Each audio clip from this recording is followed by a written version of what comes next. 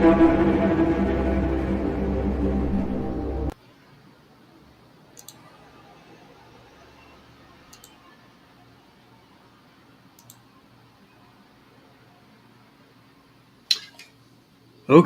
well, welcome back to RaiderNation Hotspot, everybody. I'm your host, Hot Beavers, joined by the incredible Raider D.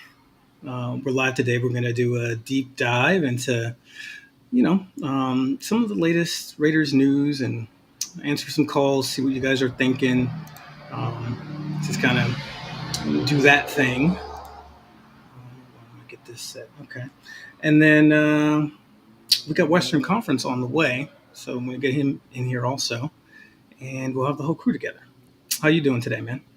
Man, I'm doing fantastic. I'm just been editing videos all day and getting ready for the week, and we got a lot of stuff going on. Big projects coming down the works that we'll be announcing soon. So excited for those, and just ready for some Raider football. That is for sure. Absolutely. So yeah, we're gonna do some pretty standard stuff where we just kind of go over what's going on in the Raiders world right now, and just kind of waiting on one more person. I'm going to send out a link right now and just make sure he's got an opportunity to come on in. I So, just sent it to him. oh, you did? Awesome. Yeah, he said he was waiting for it, so he should have it now. He Okay, said awesome. he's putting it in his laptop right now. All right. Salute to my boy Raider Ryan, who's always showing out. What's up, Raider Raider Ryan? Ryan. He's the man. And yeah, we're gonna take a look at a couple different things. We're gonna look at the schedule. I'm gonna take a little bit of a deeper dive into the schedule and look at the matchups. See what guys are thinking about that. We're going to take a little bit of time to look at some player spotlights and do some predictions based on some players here. I also wanted to take a little time just to review the offseason as a whole, and some of the media reaction to us as a team, and kind of our thoughts on that. I want to take a little bit of time also to look at the primetime games and get reactions from everybody. I think every segment I would like someone to come on who's a fan to give us the fan perspective on what we're talking about. And then, just kind of wanted to go over June 1st and the possibilities there as far as, who we add. Going to have some money to burn. So that's going to be exciting. So just as a preview so everybody knows what we're doing and what we're going to talk about.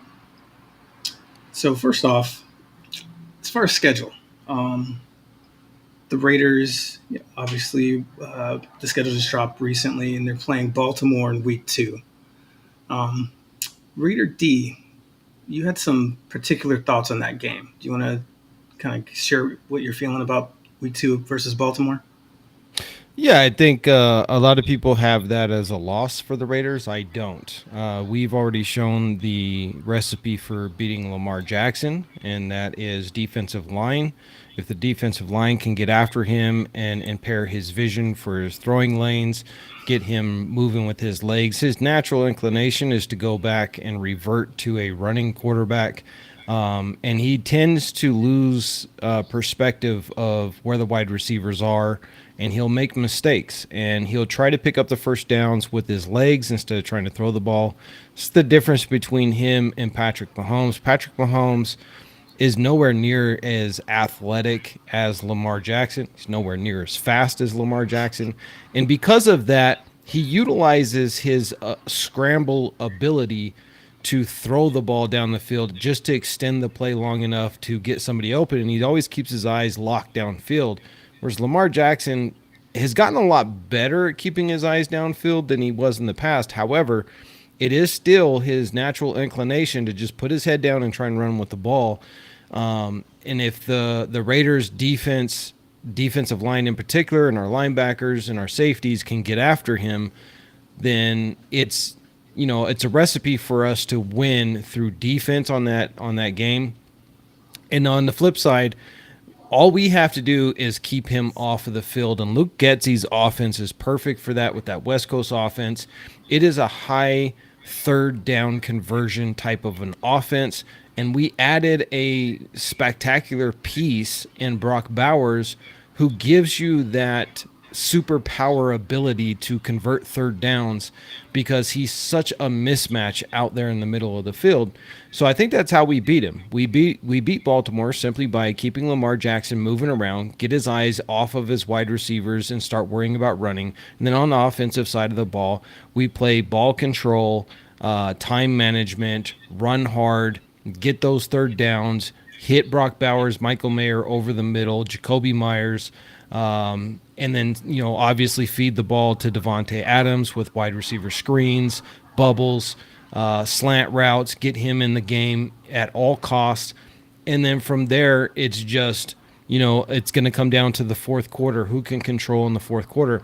And I think if we can do that, then we win the game. So I actually have us picking to win that game, despite every professional talking head out there having that as a loss for us. In fact, I seen one board the other day where I think it had us going 0-4 to start the season. Ooh. 0-4. Oh, come on, man. Yeah, so this is why we do this show, because if you just listen to national media, you won't know anything about the Raiders. So shout out to my boy Lolo Ruelas, to Scott Case, to El Capitan Rafucho in the house. Thanks for showing out. But that's an interesting thing, because I think you kind of convinced me on that game. You pick a schedule, you look around and say, okay, on the road to Baltimore, if we're going to lose a game, maybe that's it. But then you made a good point about how they couldn't even block Max last time we played. And he just absolutely, terrorized their whole offense. And then we're better. Obviously, we've added Christian Wilkins, and then you've got Coons, who's, blossomed in that meantime. And hopefully we'll see Tyree take that next step. So, bro, have you seen the viral video of Tyree just annihilating the bags? Yeah, I've never seen a person. That's insane. Like, I don't know if people understand what that means when you're just slapping the bags to the floor and they don't get back up with your left hand. That's insane. Yeah, I mean, he's swatting those bags like they're flies. Yeah. Now this has always been the thing with Tyree Wilson, is he's always been a physical specimen, right? But his issue has been the one trick pony thing of always trying to bull rush. And I think that this year in the off season, he's fully healthy. He's like looking ripped and lean and mean and ready to go. And I think that they're really working with him on his hand and foot technique. What's up, y'all?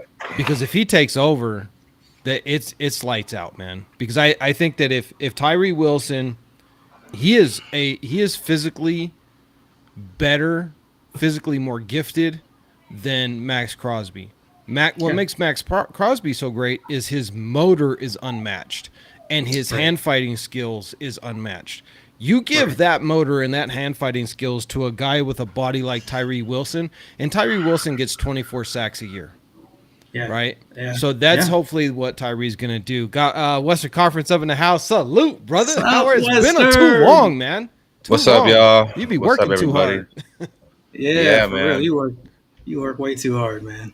Is my my microphone good? Is it working? No, everything's good. Okay, Audio's good, cool. Video's good. You're looking good, especially with that A's hat on. You're looking cool, bro. Oh, thank you, brother. Thank you. Salute to my guys. Yeah, man, I've been working, man, just grinding, just grinding at the grindstone, man. But when I do have time, I always like to be with y'all and the Raider Nation. So thank you so much. It's an honor and a pleasure as always to be here. So thank you guys so much. And I'm honored to have y'all. Right, it's the three amigos, man. It's the amigos. We're together once again. The three amigos doesn't work unless you have all three. That's right. It's kind of the key part of the name.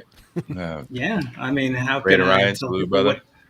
Yeah. Salute to Raider Ryan. Salute to Ernest Biaggi. Let's read this one. He says, if AOC keeps us around 24 points a game, our defense can afford to give up 17 to 20, and we're winning 10 to 11 games in 2024. What do you guys think about that statement? Let me jump in with that because I just watched a fantastic breakdown of Luke Getsy's offense. I know you had yours, which was phenomenal, and then I just watched another one by All Aboard Raiders, who really did a fantastic job. If you guys haven't seen his video, he just dropped it today. You got to watch that video. It's good. His 2020 season, where he was the passing coordinator for Green Bay, right? And granted, like he even admits, yes, they had Aaron Rodgers, but they did not have the offensive weapons that the Raiders have right now. They relied heavily on a 3 tight end set, and they are nowhere. Like their best tight end would be our 3rd tight end on this team that we have right now. And so the way that Luke Getsy's offense is set up is based off that 2020 Green Bay Aaron Rodgers MVP year where he threw 48 touchdowns, and they had an 80% conversion rate in the red zone. Yeah. If you can, we had last year 48%. If we can just get to 65%, we're putting up 28 points plus per game. And he really utilizes the way that they like to utilize the running backs is that running back by committee. And yes, Zamir White will be the bell cow, but it's not going to be like what we did with Josh Jacobs, where you run him into the ground and then he's not available at the end of the season. That's not Luke Getsy's. That's not the Green Bay way of doing things. They preserve their running backs. So instead of Zamir getting 40 touches per game, he might only get 15 to 20. And then our other running backs are going to come in, and you're going to utilize these guys like Lauby as a hybrid wide receiver slot guy. So I'm actually quite excited. And All Aboard Raiders said something that was really, really good, which is, we were all in on Kingsbury, me especially. I was cheering the Kingsbury. I wanted the air raid offense. I wanted big points. I wanted this. I wanted the flashy, right, come in. And like he said, man, this is a blessing in disguise, because when you look at what Kingsbury's offense can do, and you look at the 2020 season with Green Bay when Getsy was the passing coordinator, it is a night and day difference. It's not even close. Kingsbury doesn't even come close. And then the second thing, and then I'll hand this off to Western, is, do we really want an offensive coordinator who's going to bounce the second he even sniffs a better deal somewhere else? Absolutely not. Luke Getsy is perfect for this organization. He is a blue-collar guy. He is going to get in there and work his butt off, and he's not going to just bounce the second he gets a better offer somewhere else. He is now a Raider. He has embraced the silver and black, and I'm looking for great things from him. I'm looking for great things from this offense. And I really think if anybody can get the best out of Aiden O'Connell or Gardner Minshew, I really think that it's going to be Luke Getsy, because Aaron Rodgers never had a better year before or after Luke Getsy was his passing coordinator. You can say all you want about Aaron Rodgers being a Hall of Fame guy, and that's why they did blah, blah, blah, blah. Then why wasn't he able to replicate that in 2021, 2022? Yeah. Right? Yeah. That's true. Yeah. That's true. Yeah, I was big on getting Kingsbury as I covered that whole thing, but I think it was a blessing in disguise, because it feels like secretly behind closed doors he was kind of tied to either Jaden Daniels or Caleb, and which is why when he got that offer from Washington, he packed up his bags overnight, and he bounced out over there, but back to him though, but like, say I feel like if you give him or a defense some time, they're gonna figure out what he does. Like, for example, with the Cardinals, like the first 2 years, he came out firing, he's points, but then the NFL defenses knew what he was doing, solved it, and they cracked that code. And back to Luke Getsy, Raider D, you said it perfectly. Him and Rodgers, they had their best stats at numbers when they were paired up, And when he left, barring his ankle injury on the Jets, you know what I mean. I don't know if Rogers is a good player and he could ball, but can he put up the same numbers as opposed to being under that Luke Getsy offense? And I think that the Raiders are in a good position to have Getsy because he's an experienced person who worked with a great quarterback, and what he could bring to the table for us is beneficial. And I think in the long run, in that tenure, it's going to be great for us. So I can't wait. Yeah. Well, I've done a deep dive into Getsy. Um, we got some stuff coming out on the offense pretty shortly here. But the more I look into what he runs, the more excited I get based on our personnel. Um, we are really set up to be extremely dangerous in the red zone, like Raider D was talking about. I mean, if you look at what our options are in the red zone, we have our fourth red zone option is as good as some teams number one option in Yeah, the red zone. absolutely. Yeah. Yeah, So I think that's going to pay dividends. I think when you have that many options, it usually works itself out. Before you came on, we quickly talked about the schedule, okay. and Raider D made a pretty strong argument for why he thinks we're going to win in Week 2 against Baltimore on the road.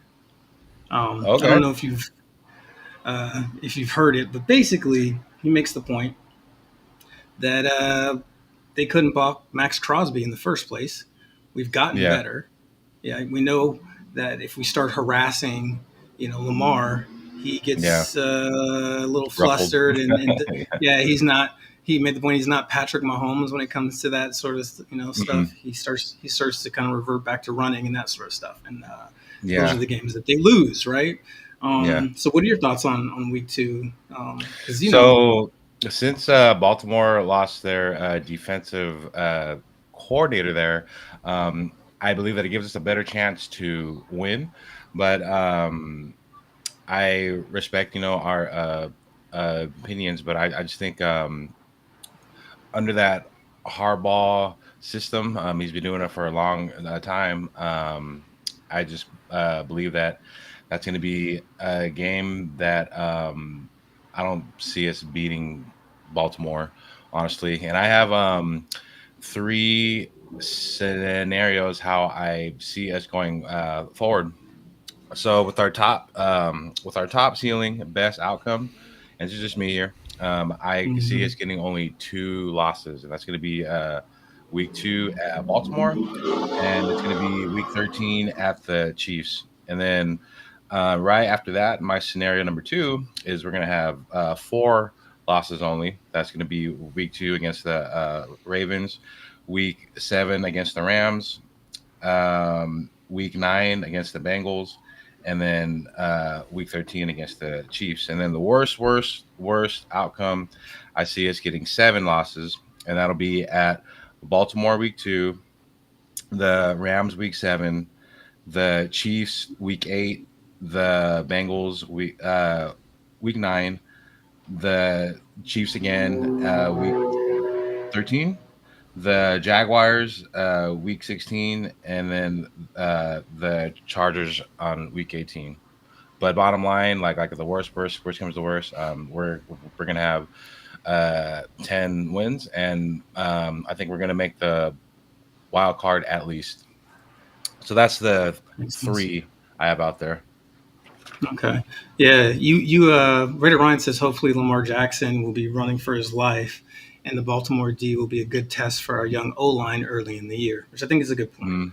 Mm, It's going to be how good does that O line actually play, because that Baltimore defensive line is no joke. yeah, They're Yeah, they got Justin Matabuke, who I was calling for us to get. yeah, yeah, right. yeah, Dude's a man. stud. But I, you know what? I He was wanted to only get a him too. stud. He had his stud breakout year last year. Let's see if he follows Mhm. up. Some guys get the bag and they fall Yeah, off. very true. Very Yeah. true. Yeah. So it sounds like you both are concerned about that Rams game, which I am not. I think the boogeyman is gone, and I don't think they're. Well, they I don't don't have think they're the Sam same Darnold team. anymore. Yeah, Okay, Sam Darnold. Nice. yeah. I mean, But no, so, yeah, sorry. I mean, Aaron Darnold. Sorry, wrong Aaron Darnold. Donald. Aaron Yeah, Aaron two Donald. two Yeah. completely different players. Yes. Yes. One They of don't them have is not a boogeyman. Aaron anymore. Yeah. Yeah. No more Yeah. Aaron Donald. I mean, You for me, know. I have us having at most 3 losses. Okay. I think that we start out 7-0. I know that's a bold statement to make for the Raiders, but I believe that when you look at our biggest struggle is going to be that Baltimore game. It's in Baltimore. We got to go from L.A. all the way to Baltimore, from one week to the next. It's on the road. We don't get a home game until week 3. If we can squeak by, and I by no means am I saying we're going to dominate Baltimore. I think as I gave my formula for how we're going to beat them, which is you have to keep Lamar Jackson running around the field and get him Yeah. flustered. That's when he makes mistakes. That's when he reverts to his old self of looking down and just trying to pick up the first downs with his legs. And then with our offense, the Luke Getsy offense, it's that, 2020 Green Bay offense where they had the fewest punts in the NFL that year. They actually had more touchdown passes than they had punts, and that shows you that offense is predicated on keeping the offense on the field. It's also going to be very beneficial for Aiden O'Connell because it's a 3-step, maximum 5-step drop back. So he's getting rid of the ball quickly. And you have that's how you eliminate a dominant defensive line, which Baltimore has, a very well-disciplined, very well-playing defense, is get rid of the ball quickly and then have a really good run game. If we can do that in the fourth quarter, it's going to come down to who's more hungry, who wants it the most. And I think that the Raiders, coming off a victory from the Chargers and putting it to one Harbaugh brother, would love nothing more than to put it to the other Harbaugh brother. Yeah. And if we can do that, that's going to ignite a fire underneath the entire Raiders organization, the Raider Nation. And we literally just beat the 2 Harbaughs. So Yeah, now Harbaugh brothers, Carolina has to come and face that kind of energy. We're going to dominate. Then the Cleveland Browns have to come and face that. We're going to dominate. And, of course, the Denver Broncos, who don't even have a quarterback. I mean, yes, they drafted one, but he's a rookie. He's never thrown on average for over 6 yards. That's not going to work in the NFL. He's going to have to stretch the defense, or the defense is going to stretch him, as I've said before.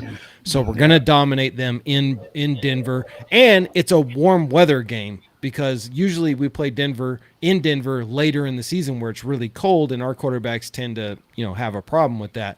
But it's going to be in Denver during, a warm month.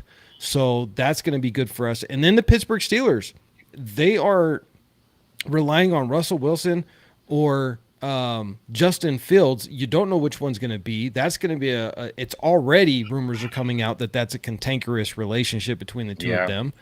So that could blow them up, and that could be a good victory for us at home.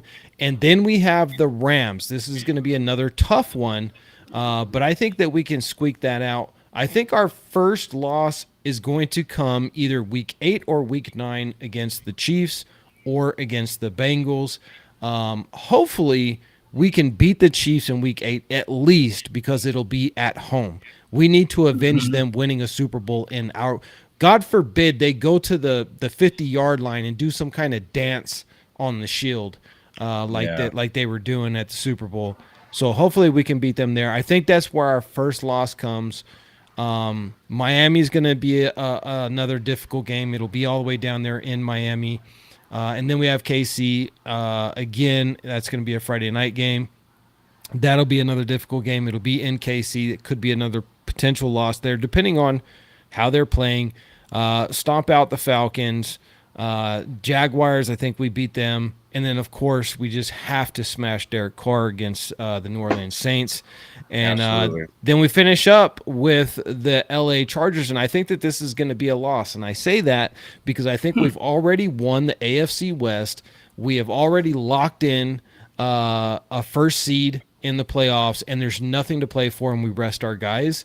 And I think that's the only possibility the Chargers have of getting a revenge game is because it'll be a nothing game for us. That's my Yeah. prediction. I know it's bold, and I just hope I'm right. Yeah, Me too. back Yeah. to the Chargers. So, I think for sure, week one we're gonna get the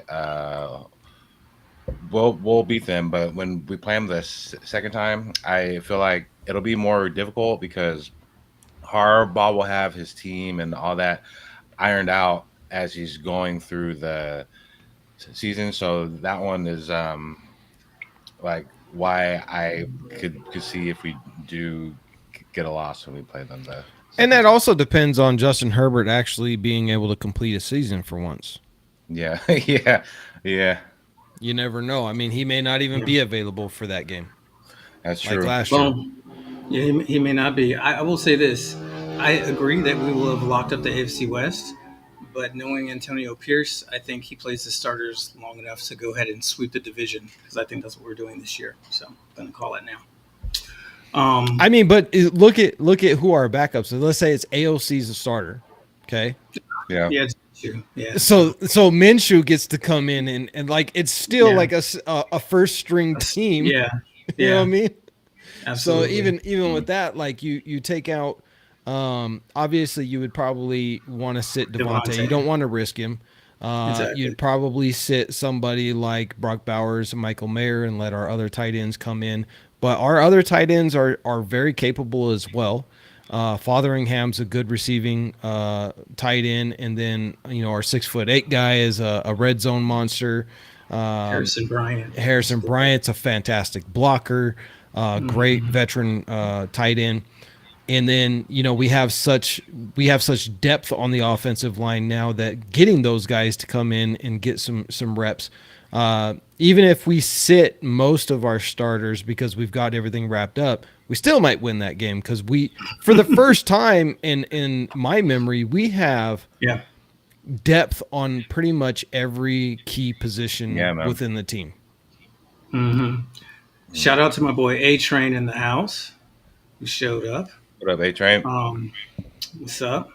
And this Yeah. is another thing too. Like Mark Davis is finally rich, right? The Davis family has always been rich, but they weren't rich. And this is why we point. almost always had excessive salary cap because they would not go and pay big money for those important players, which would give us the depth that we have. Well, Yeah. now since Mark Davis has moved the team to Vegas, he has quadrupled his family's wealth. And so when it was like, hey, we want to go give the bag to Christian Wilkins, he was like, go do it. I got the money now. So moving the Raiders to Vegas, I didn't like moving out of Oakland, but financially it's been such a boon for the team that we finally have the money to compete in the NFL, which we never had for over 20 plus years. Yep. We finally got some press boxes. Anyway. Yeah. So, Very expensive ones. yeah. I mean, Al really wanted those press boxes. He was right, though. Yeah. How much is a press So, box yeah. there? I think it's like for a game, well, depending on the one, I think like the top one's like 20 grand or something Easily. Yeah. just to go watch a Yeah. game. I mean, you got to have some Yep. money. You Gotta be a do. baller. Maybe one day we'll get invited to a press box. Hey, that would be nice. You Yeah, know, it would. we could be press. and Yeah. then That it'd would be a free. blessing, man. Yeah. We could we could broadcast live from Mark Davis's press box. Just be sitting in the background like, Yeah. I love how the chat takes care of each other. Thank you, Raider Ryan. Yeah, A Train, you're right on time. So let's talk about this one. Kingsbury saw the Raiders at 13, Washington at 2, and thought he had a better shot at Jaden Daniels. I think that's pretty much it. If anybody wants to come on, go ahead and hit the link and we can take a guest fan to chat about what we're chatting about right now and just get y'all's perspective. Um, it says, look out here, come the Raiders. If the Raiders come, jump ship. I think that's what he's trying to say here. Um, Frank Perez is here as always. Nice to see you, Frank. Talking about how great the Raiders are. Um, and then A Train says, do you think we'll make a move for Dalvin Cook? I don't think Interesting. so. So, yeah, I wanted to talk about this kind of thing anyway. I mean, we're going to do it in a different segment. We can do it now. Um, June 1st, we're going to be in the money. Got some cash burning in Telesco's pocket. What three players, if you're GM, would you be looking at trying to sign that you'd be interested in come June 1st? I'll go first here. Yeah. So I've been having my eyes on corner, and that's really the only.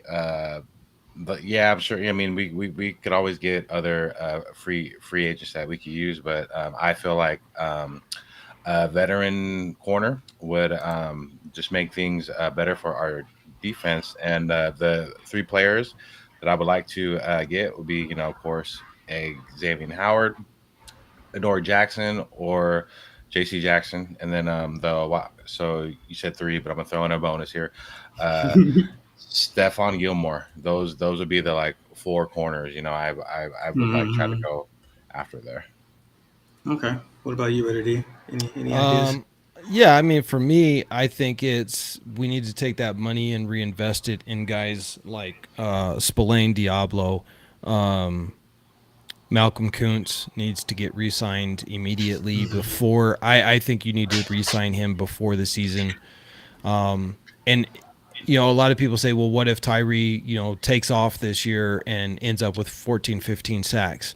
What do you do with Malcolm Kuntz? Now you just re-sign him to a deal. Well, at the very least, now you have trade capital with Malcolm Kuntz if you don't need him. If he's not going to get the playing time that he deserves, because rightly so, after what he did last year, he deserves that starting position. Now you can get possibly a first-round draft pick for him, especially if he's able to put up 10 sacks. And so Mm-hmm. you need to do that right now. You don't want to wait and do it. I mean, yeah, sure, we can franchise tag him at the end of the year, and you can then trade him at that point, I guess. But I would rather just use that money now, sign him to a deal now, get him locked in, give him a 3-year deal, get him locked down, and then let's say Malcolm Kuntz is the one with 15 sacks, and Tyree just is a physically gifted freak, but just cannot put it together and get the production that his body says he should be getting, because he's just not able to learn how to hand fight and learn how to bend and learn how to be a defensive end in the NFL. If he just can't do it, well, at the very least, now you have Malcolm Kuntz on a cheaper deal than what you would have if you waited to the end of the year, right? So Mm-hmm. we got to re-sign, and we got to give a longer-term deal, redo the deal with Spillane. Spillane is the heart and soul of the linebacker core. He's proven that. You want to get Diablo re-signed. And we have, a few other things that need to be done. There are a few other players that need to have a look taken at. So I would spend the money on the players that we already got right now rather than trying to bring one in. And I Good point. believe, I believe that the corner situation with Richardson and Jacorian Bennett and even Devonshire, I think we have already a really good corner room. I've been going back and I've been looking at DeCamarion Richardson, and this dude with a good off season Mm-hmm. and then let him kind of progress. I think Jacorian Bennett can start taking up into those first team snaps in the regular season. But I think long term, I'm pretty excited about this Richardson kid. This kid is physically gifted, and he's tall, he's lean, he's quick. Yeah. To me, he reminds me a lot of Nnamdi Asomugha. And so Very if much we so. can have a Nnamdi Asomugha on the team where they're like, well, we're just not going to throw to that side of the field because the guy's never open, then you're forced to throw to who? Jack Jack Jones. Jones, the ball hawk, right? So Yeah. I'm very excited about this cornerback room, this young cornerback room. I think, trying to go and get a stopgap corner right now with one of these guys. There's a reason why these guys aren't signed right now. They're not the most elite corners out there. They are good players. They have have had some elite time in the NFL, but they're also older. They're not as good as they used to be, and that's why nobody's gone and swoop them up like right away. So I would rather just, instead of giving first team snaps to somebody that we know is only going to be here for a year, 2 years at the max, a stopgap. Man, let's let Jacorian Bennett get his feet in the fire. Let's let Richardson get his feet in the fire. Devon Shire, let him get his feet in the fire. Let them learn. Let them get those snaps. Because at the corner position, the only way these young kids are going to get good is if they play. That's Definitely. it. If they're sitting on the That's- sideline, they're not going to get good. Yeah. Yeah, They have Yeah, all I just, three of them have the physical abilities to do it. I just like the older guys to come in there and just kind of teach, the younger guys, some things there. I always think that's yeah. It is, beneficial. but we do Who's the already vet? have those guys though. Who's the vet corner in our room right now? Well, you got Cornell Armstrong. He's not a starter, but he's 28. Got to be good to be a leader. So Brandon that's why I'm Brandon looking- Faison's 29. Brandon Faison's True. not the best corner in the world, but he is a good football player. He's a And good, very good football player. he's Yeah. he's 29. He has the similar build to Richardson at 6'2", 200 pounds. Yeah. Nate Hobbs is only 24, but Nate Hobbs carries himself like a veteran already. I mean, he's been in the league for 4 years, right? So, Yeah, I get it. and if you want to learn from any veteran that's really good at his job, go talk to Nate Hobbs. So this is why I believe in those guys, but this is why I'm favoring bringing in like Adoree Jackson specifically. He is an older veteran who I think can add that veteran presence to the room, and he knows the defense from his time playing in New York under Graham, which I think will be helpful for the secondary room. As Graham gets more and more complicated with what he wants to call, having somebody around who is already ahead of that, I think, could be helpful. So that's Absolutely. that's one of mine. My other guy is Tyler Boyd.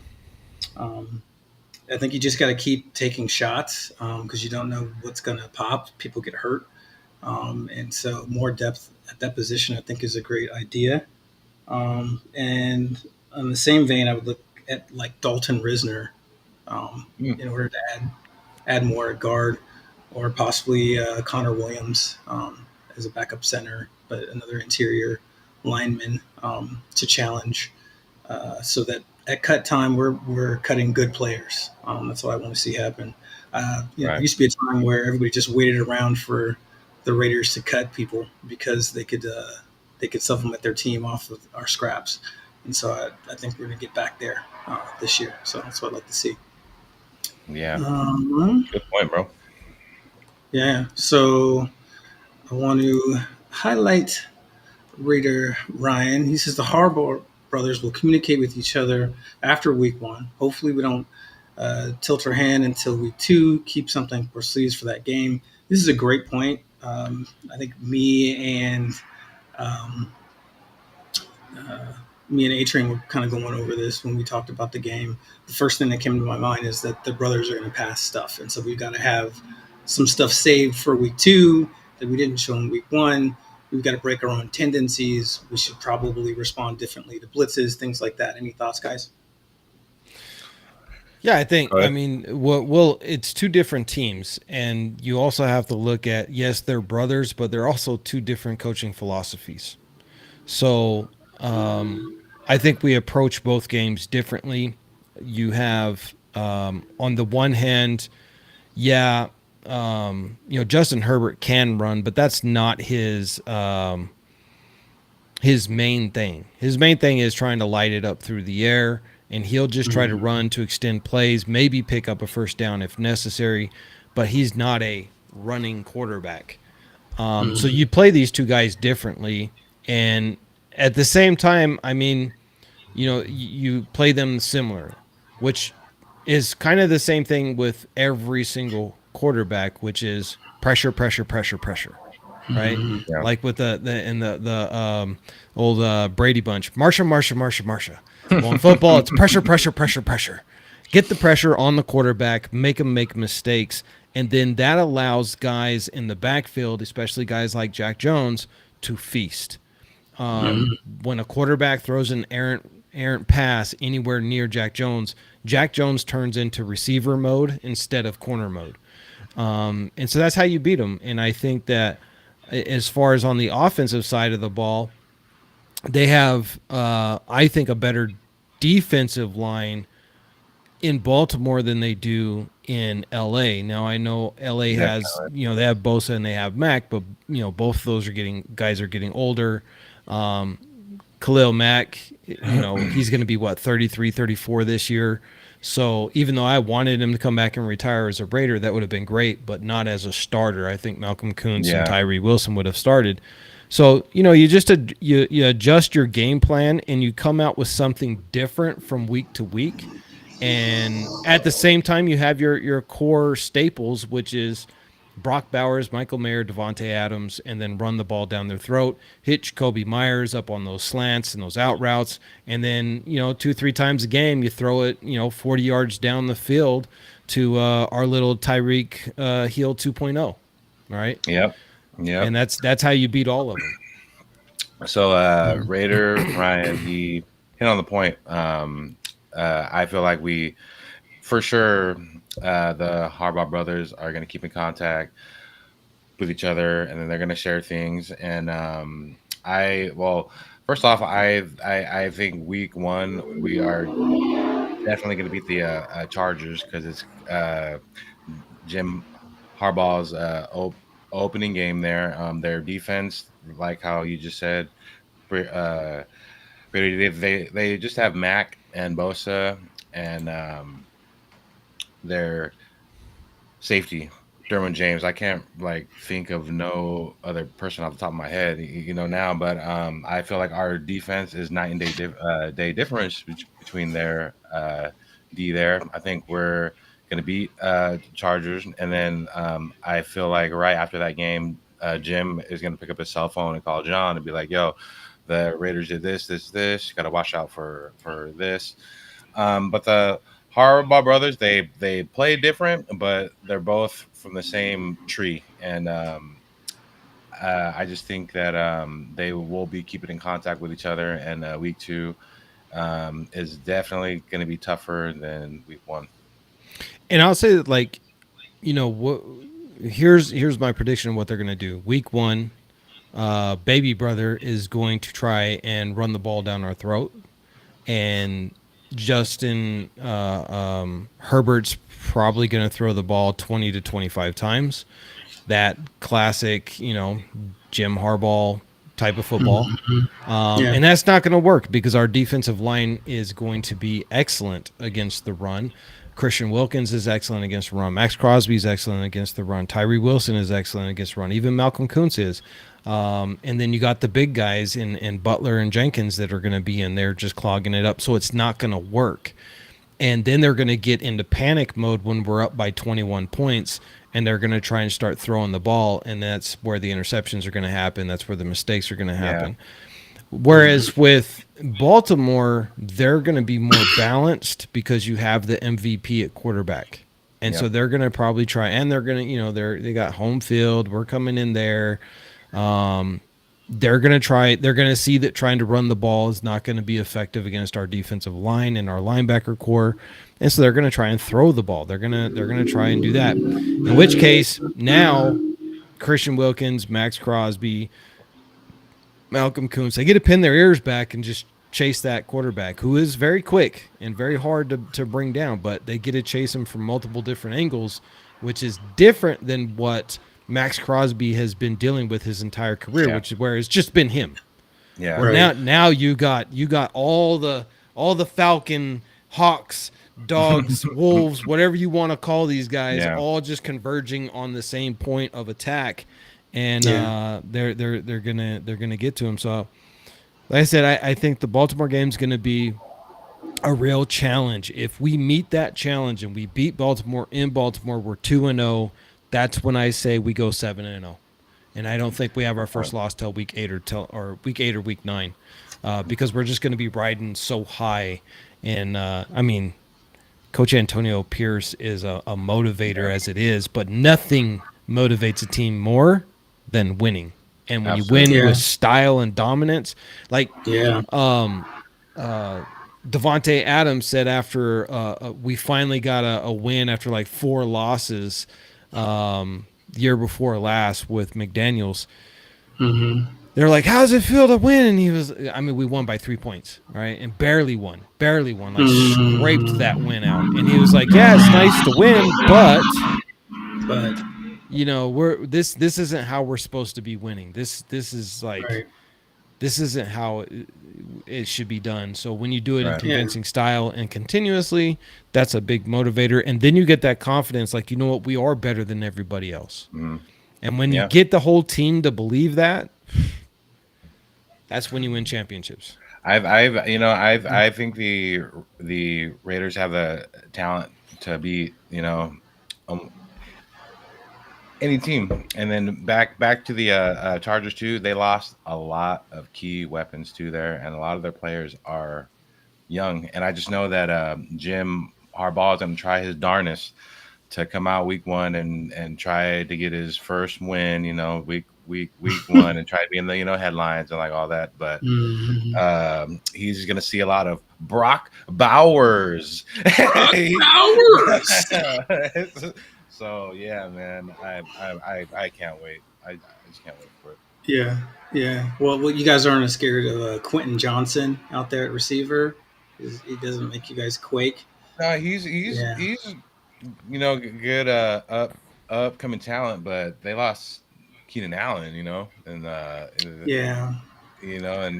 Mike Williams, Keenan Allen. I mean, these are guys that you had to pay attention to.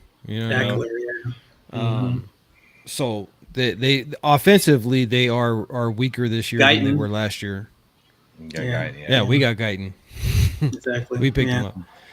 They're in a tear down rebuild situation. They're probably not going to be good for another 2 years. And it's kind of the same situation with Denver. Yeah, I think they're a 5-win team, and I think Denver's like a 3-win team. But that's just my opinion. So we'll see. Which is, it's nice when it's just you and one other team really vying for the division title, and I feel like that's what's happening. So good quote here from Ernest. He says, what's happening this year, these guys want to bust ass for AP. AP style is contagious from pro to rookies. His staff is on target. All winners, baby. And I think that's right in line with what we're thinking here is that he makes a big difference. And I think that's why we're all optimistic because the leadership is right. So, and if you look at how our defense was flying around on that field at the end of the year, they fully just clicked with Patrick Graham's defense, and now they have yet another full year or full off season with Patrick Graham's defense. They're just keyed and locked into it. I think, obviously nobody knows what the future is going to hold. Only God knows that. But man, if they key in on that defense and he unleashes the hounds like he did at the end of the year after AP took over and told him, shackles are off, man. Go do what you got to do. McDaniels is gone. There's no restriction. This is your defense now. You go. That continues this year. I mean, we were already top scoring defense the last 5 games of the year, top 10 defense. top 3 defense out of the last few games of the season in the NFL. Now you carry that on through an entire season. I mean, like I've been saying it over and over and over again. Everybody says Patrick Mahomes is, the best thing since, white bread or something. Sliced bread. Here's the deal. Patrick Mahomes doesn't win all those championships without a guy like Chris Jones and a dominant defense. And Andy Reid. And Andy Reid too, man. Yeah, I mean Andy Reid, that offense. Yeah. I mean they and Travis Kelce. Like Patrick Mahomes doesn't play in a vacuum. Yeah. He has a team around him. Everybody thinks, well, we got to have. If only we had Patrick Mahomes. You know what? 2 years ago, if we had Patrick Mahomes, we would still win 5 games. Yeah, because we had a team around him. I will say this too. Alex Smith was a big deal sitting behind him for a year. Because when Mahomes really took off and became the Mahomes that we know of, because he was struggling with trying to make too many big plays. When he really took off, he started to play a little bit more like Alex Smith and manage the game, take what's there. Now he's a short pass king, right? And so I think that year sitting behind Alex Smith is really underrated, because I think he learned some things that he leaned on when things got tough. And shout out to family. I just want to say shout out to my Uncle Flam up in this piece. Dude is a legend in the Bay Area as a high school football coach. So shout out to coming in for me and saying what's up. Shout out to his family. Yeah. And it's just so one thing here. So Patrick is a great quarterback. Don't get I will give him that. But would he have the same success that he had with the Chiefs if Andy Reid was not there? You know what I mean? That's what I'm saying. Like if you would have put Patrick Mahomes on the Raiders, 2016, right? He wins 3 or 4 games. Yep. It's about having that team that's well balanced all around you. Plus, he has Travis Kelce. He has his boyfriend, right? His boyfriend protects him. His boyfriend fights his fights for him. His boyfriend, sticks up for him on his podcast. I mean, like everybody keeps talking about Kelce and that Taylor Swift. We all know who the real girlfriend in that relationship is, and it's not a white chick named Taylor Swift. But neither here nor there. All seriously, don't sue me, Patrick. But here's the thing. Like, he wins games because, yes, he's a magician out there on the field. He can get out of sacks, and he can dump the ball off to Travis Kelce, who's a monster and difficult to bring down, and he gets those first downs. But the other part of it that everybody misses is the fact that every single time he's won a Super Bowl, they've had a top 5 defense. Yep. And I keep saying this over and over and over again, and everybody forgets. Defenses win championships. You may not realize it, but Tom Brady, every Super Bowl he won, he had a top 10 defense on the other side of that ball. It's a fact of life. We lost our Super Bowl to Tampa Bay, who had the number 1 defense. We had the number 1 offense. Who won that game? I mean, granted, that game was rigged by the NFL, and we got scredoodled on it, but still, you got to go out there and do it. I go on for hours and hours about that game, and it's so bad memories thinking about that game. Yeah. Please don't bring that up again. But that's the fact is why I am so confident in the Raiders this year, because the first time since the 80s, we have a top 5 defense. On paper right now. Now we got to go out there and we got to put it on the field. But on paper right now, we legitimately have a top 5 defense. Yep. Yeah. So, Raider Ryan, I think you're right. I think McVay is a little bit overrated lately. I agree.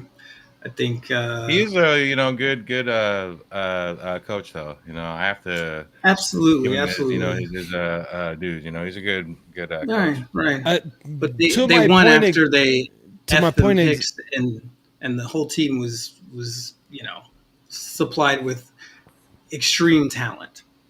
when they won. So let's just say that. They had a guy named Aaron Darnold who made opposing quarterbacks lunchtime. You know what I'm saying? Again, that's what it all comes back down to. You have to have a well-rounded team. You don't always have to have the top defense, the top offense, but you need to have three phases of football: offense, defense, and special teams that are all good. And if you have that, your chances of winning skyrocket. It's like you and me, Hot. We were talking to a former player. And he said that, from the water boy to the GM, everybody has to be pulling in the same direction. And when you have that, that's when you win. We have that right now. We have that in abundance right now with the Raiders, which we haven't had in really since the 80s. Better than any other team out there. Probably better than any team I've heard of. I've never heard of this many people being there for the whole off season. So, you got like 30 guys. That's crazy. Yeah. So, I mean, you have some coaches out there that the players love. Head coach down there in Houston, players love him. Yeah. Detroit, players love him. Yeah. You have some coaches that are just really good in bringing out the best out of their players, like, in Pittsburgh. Do you think the players love the coach down there in Denver?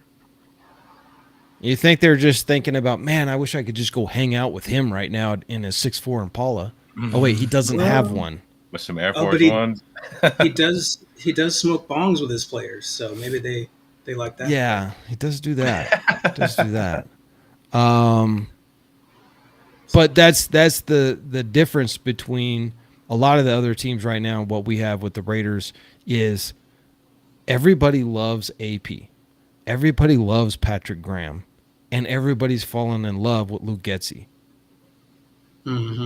All the coaches, the staff, the GM, from the water boy to the owner. Everybody is just fired up. Everybody's going in the same direction. And obviously you gotta translate that into wins in order to keep that momentum, because if you come out and drop the ball and you're 0-4, all that momentum kind of goes out the door and people start talking, right? Yeah. Right. Yeah. And Antonio Pierce, and our whole coaching staff, they have the tools there at their disposal, ready to go. So it's up to Coach AP and our staff to just get that train rolling, man. And I'm just hoping just for the best, man. And I just can't wait until week one, man. Can't wait for preseason. I just can't wait. Right. Yeah. And that's kind of the key too. Is all of our staff are winners. Patrick Graham been a winner. AP been a winner. Luke Getsy been a winner. Right. So I think that you put all of those football brains in the same room, and you're going to come up with a good recipe for a good piece of cake to eat when you're hoisting that Lombardi trophy. Yeah. I mean, from the front office down all the way through the coaching staff, this is one of the better setups we've ever had. We have a lot of talent in the front office. We got teams already stealing guys. Dwayne Joseph has stolen. I mean, he's been there like 3 minutes, and they've already, recruited him to another team for a better job. I heard New England's trying to steal someone else, and that we just literally brought on. So we are talented, not just on the field, but off the field, which I think is paying dividends. Ernest makes a good point. We have 10 home games because of the 2 LA games. So even in a year where we have 9 road games, we still have more home games than road games. Let's go. Yeah, that's true. True to that. LA is Raider country still, man. Yeah. Oh, for sure. Yeah. Ernest says, I sat in LA's box in 93 for an A's game. Right on, man. And the Dodge Boys. Okay. All right. Nice. Yes, A-Train is correct. Doesn't someone want to come on the show and chop it up with us? There's a link. Up on board, fellas. Are y'all ladies scared? and gals, boys and girls, come on down. Some people are scared. You got something to okay, we'll be nice to you.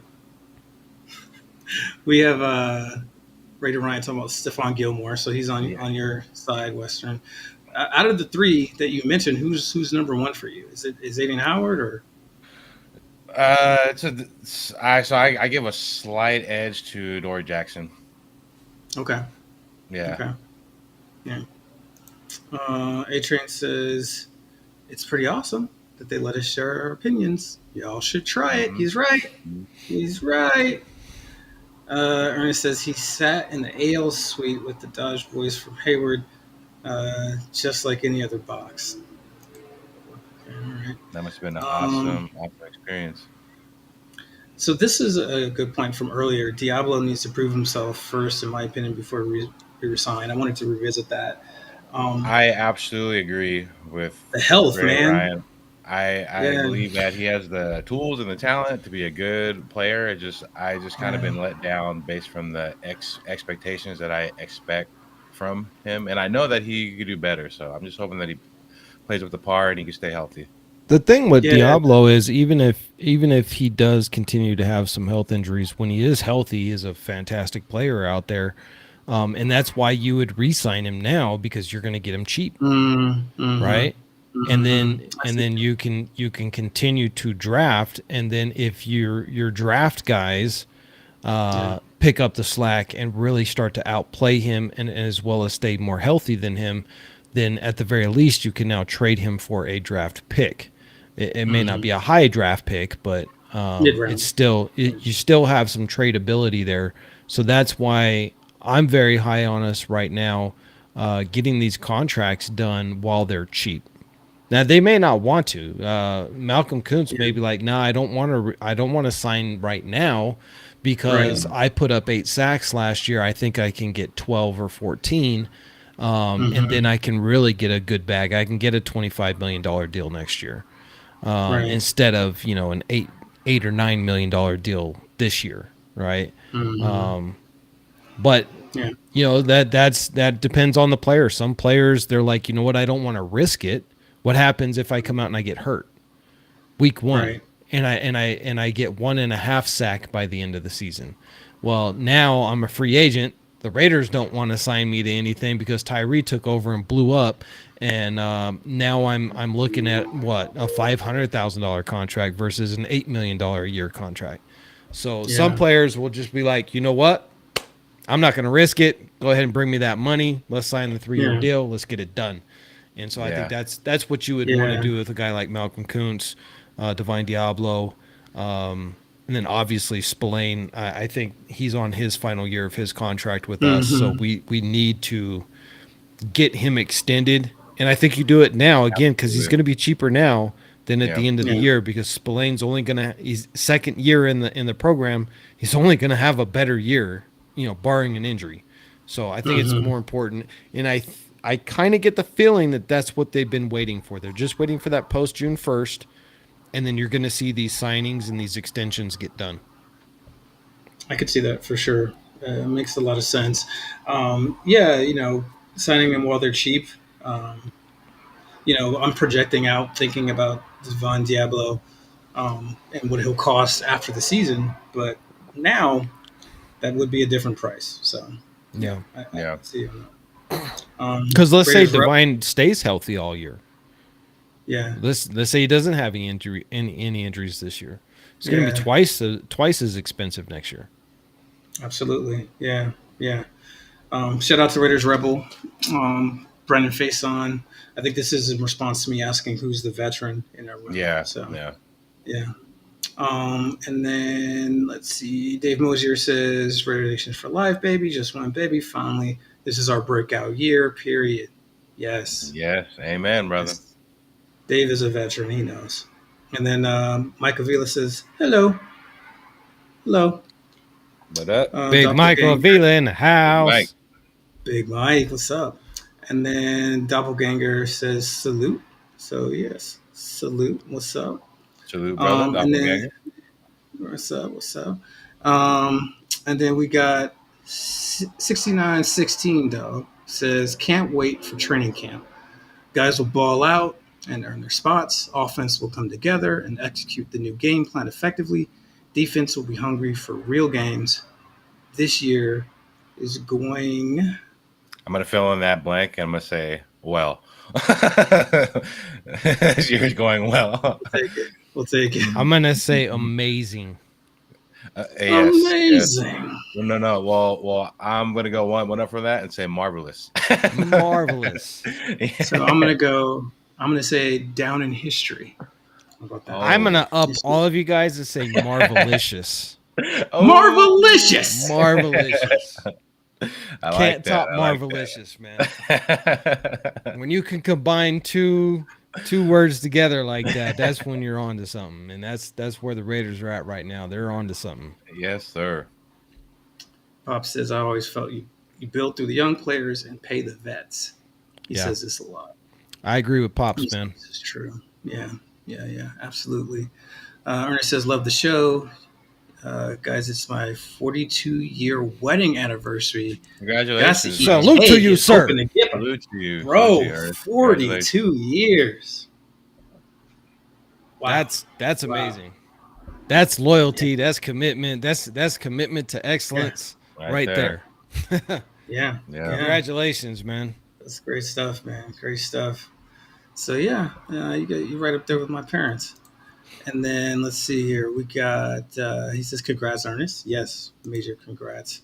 And then we got a salute to the Pops. Thank you very much, Raider Ryan. Earlier, Pop said the AFC Championship game will be in Vegas. Raiders Ravens. What's your prediction for AFC Championship, guys? I agree with that there. I can't see no other team being there aside from Baltimore. To be honest with you, each time I think about the Raiders and Ravens in the playoffs, I have nightmares of Tony Siragusa. And right. Please don't fall on our quarterback. Yeah. Yeah, I think it belly could be flop purposely. I think it could be a Cincinnati too. Yeah, Bengals are good. You're right. That's you can't count out Joe Burrow. Joe Burrow stays healthy. Yeah. That dude is. Yeah, no. For he's a quarterback, man. They're a great team. I just got to give that like if I had to bet right now between the Bengals and the Ravens, I would just have to go with Baltimore. I just have that gut feeling. it's them. What do you guys think about Buffalo and what they did this year? Wow, that's going to be something interesting to see. I mean, they lost Diggs, so it's really going to be the Josh Allen show now, and he's a great, quarterback too. But me, honestly, I don't think that they'll have the same success post Diggs era. Honestly, that's just me. Right. Yeah, I feel like we saw this movie before he got there. So I'm surprised they wanted to do the sequel because Josh Allen didn't look too good before he had a real number one receiver with him. So interesting. I think it's going to force him to play more of that backyard stuff that gets him in trouble. Yeah, I can see them taking a big step back because of that. So what do you think, Raider D? Yeah, I've never been sold on Buffalo. I think that some of the games that they won were by chance and by luck, and just the other teams not playing well. And I think Josh Allen is a very athletic quarterback. I think he's a decent, field general, but everybody makes Josh Allen out to be this superstar quarterback, and he's just not. Mm-hmm. And a lot of people say, well, he doesn't have all the weapons. Well, Tom Brady, for all intents and purposes, only had one superstar wide receiver in his entire career. One. Anybody know who that is? Randy Moss. Moss. Exactly. Outside of him, who did he really have that was a superstar wide receiver? They took Wes Welker was pretty good too. Wes Welker was good, but he wasn't a Devontae Adams. He wasn't a Randy Moss, right? But he was pretty darn good, man. But the thing about Gronk Wes was Gronk. Gronk's a tight end. Gronk is a tight end. So what I'm saying is Yeah. wide receivers, outside of wide receivers, did he have a Jerry Rice? Did he have a Tim Brown? Did he? He had Randy Moss. And the one year he had Randy Moss, Tom was though. like Tom was went that good. he went off. And so that's what I'm saying. 50 Like touchdowns. I hate Tom Brady, but you can't hate what he did. Right? And what he did was proved that it was him. It wasn't even him and Belichick because he was like, you know what? I don't need Belichick. I'm going to go down to Tampa Bay and win a Super Bowl. Right? So it wasn't even Belichick. Belichick was a part of it, but it wasn't the key. And that's why I'm saying, like, Tom Brady is a superstar quarterback. Let's be honest. I don't see that with Josh Allen. But the media makes him out to be this superstar quarterback that I don't think that he is. If you're going to talk about superstar quarterbacks, obviously you got to talk about Patrick Mahomes because he wins. And if you talk about Lamar Jackson, he's a superstar quarterback because he wins. If you want to talk about a guy, as long as he stays healthy, Joe Burrow is going to be a superstar quarterback. I mean, he already is, but I mean, if he stays healthy, he will probably get a Super Bowl at some point. Yeah, because he's just that good. They all have in common is that they play at quarterback time, and quarterback time in my house, we've always said is third down in the last 2 minutes of each half, and those guys raise their game at that time when their teams need them. So I think that's the difference. That's Josh why Allen, I say that I equate Josh Allen with Justin Herbert. I think they are overblown quarterbacks. They're good. I'm not saying they're bad, but very good. People raise them to superstar status, and they are not. They're just not. I just haven't seen them make the plays in the clutch when it matters most to elevate to that level. And that doesn't mean that they can't become that. I mean, they could. I mean, they could have a breakout year and really take that next step in their career. But as of right now, I'm not sold on Josh Allen and Buffalo. And I've never been sold on Herbert. Right. Well, Doppelganger makes a good point. Doesn't need to look pretty. We just need to win. Absolutely. And having an elite defense that takes over the game is how you do that. I love watching it also. And I wanted to touch on that. Go ahead. Quick. Yeah. If you look at Kansas City and what they're really good at, when they lost Tyreek Hill, everybody said Kansas City will never win another Super Bowl. Tyreek Hill was never the reason why they won. He was a part, but never the reason. The reason they win is Travis Kelce. Yep. That's how they keep the ball moving. That's how they keep the chains moving. That's how they get the touchdowns when it's critical. You get the ball in the hands of your best player, and that's Travis Kelce. And that's exactly what Tom Brady did with Gronk. We, 2 years in a row, drafted the best tight end out of college. So now we got baby Gronk and we got baby Travis Kelce. So the Chiefs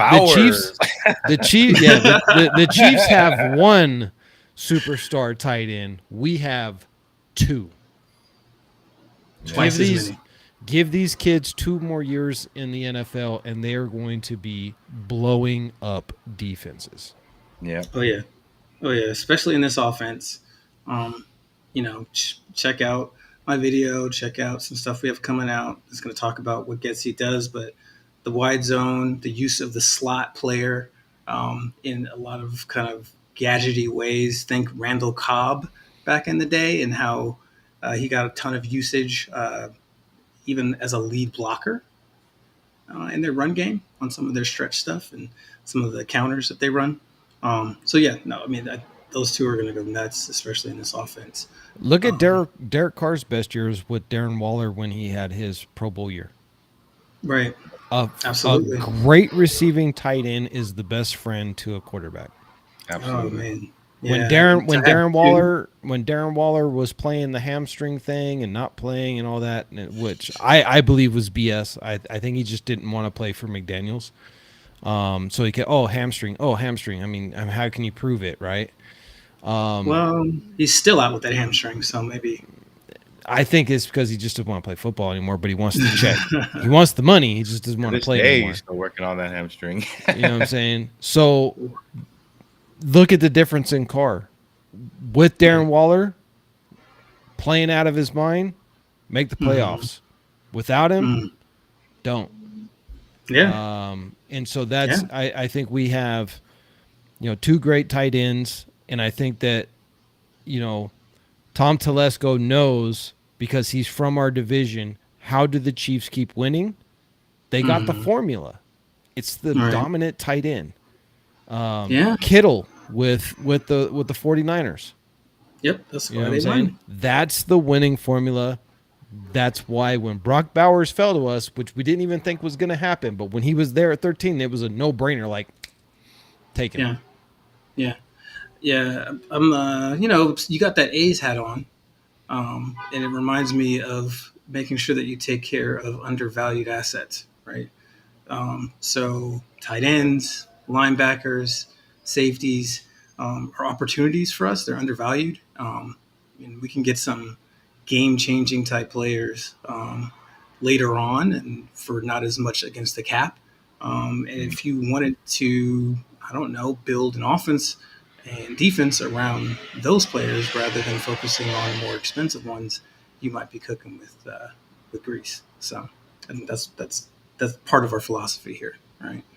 My dad says the Raiders will be 7-0. He agrees with me. Great minds think alike. You guys are often on the same page. It's eerie and weird, and I don't like it.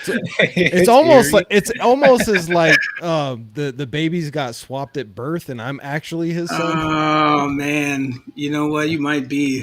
Yeah. Well,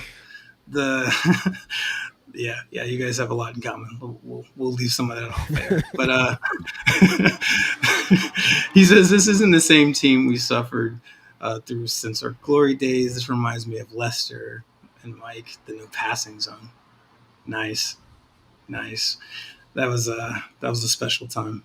Yeah, if we can recreate that, then it'll be fun just to go out there and embarrass teams. I really hope that is the case, that we do go out and get 7 wins straight. That would be beautiful harmony. Well, Raider Ryan says not only do we have the talent to win, but our guys believe that we can beat anyone, and AP will have these guys ready to go with all our additions on the coaching staff and players. And I agree. So maybe that's how we go 7-0. When you look at some of the footage that's coming out of the OTAs and the mini camp and the rookie camp right now, our veteran players, our stars, our key players, the tape that's coming out of them is jaw-dropping. I just watched a short clip of Davante Adams running a quick little out route sideline catch, dragging the toe.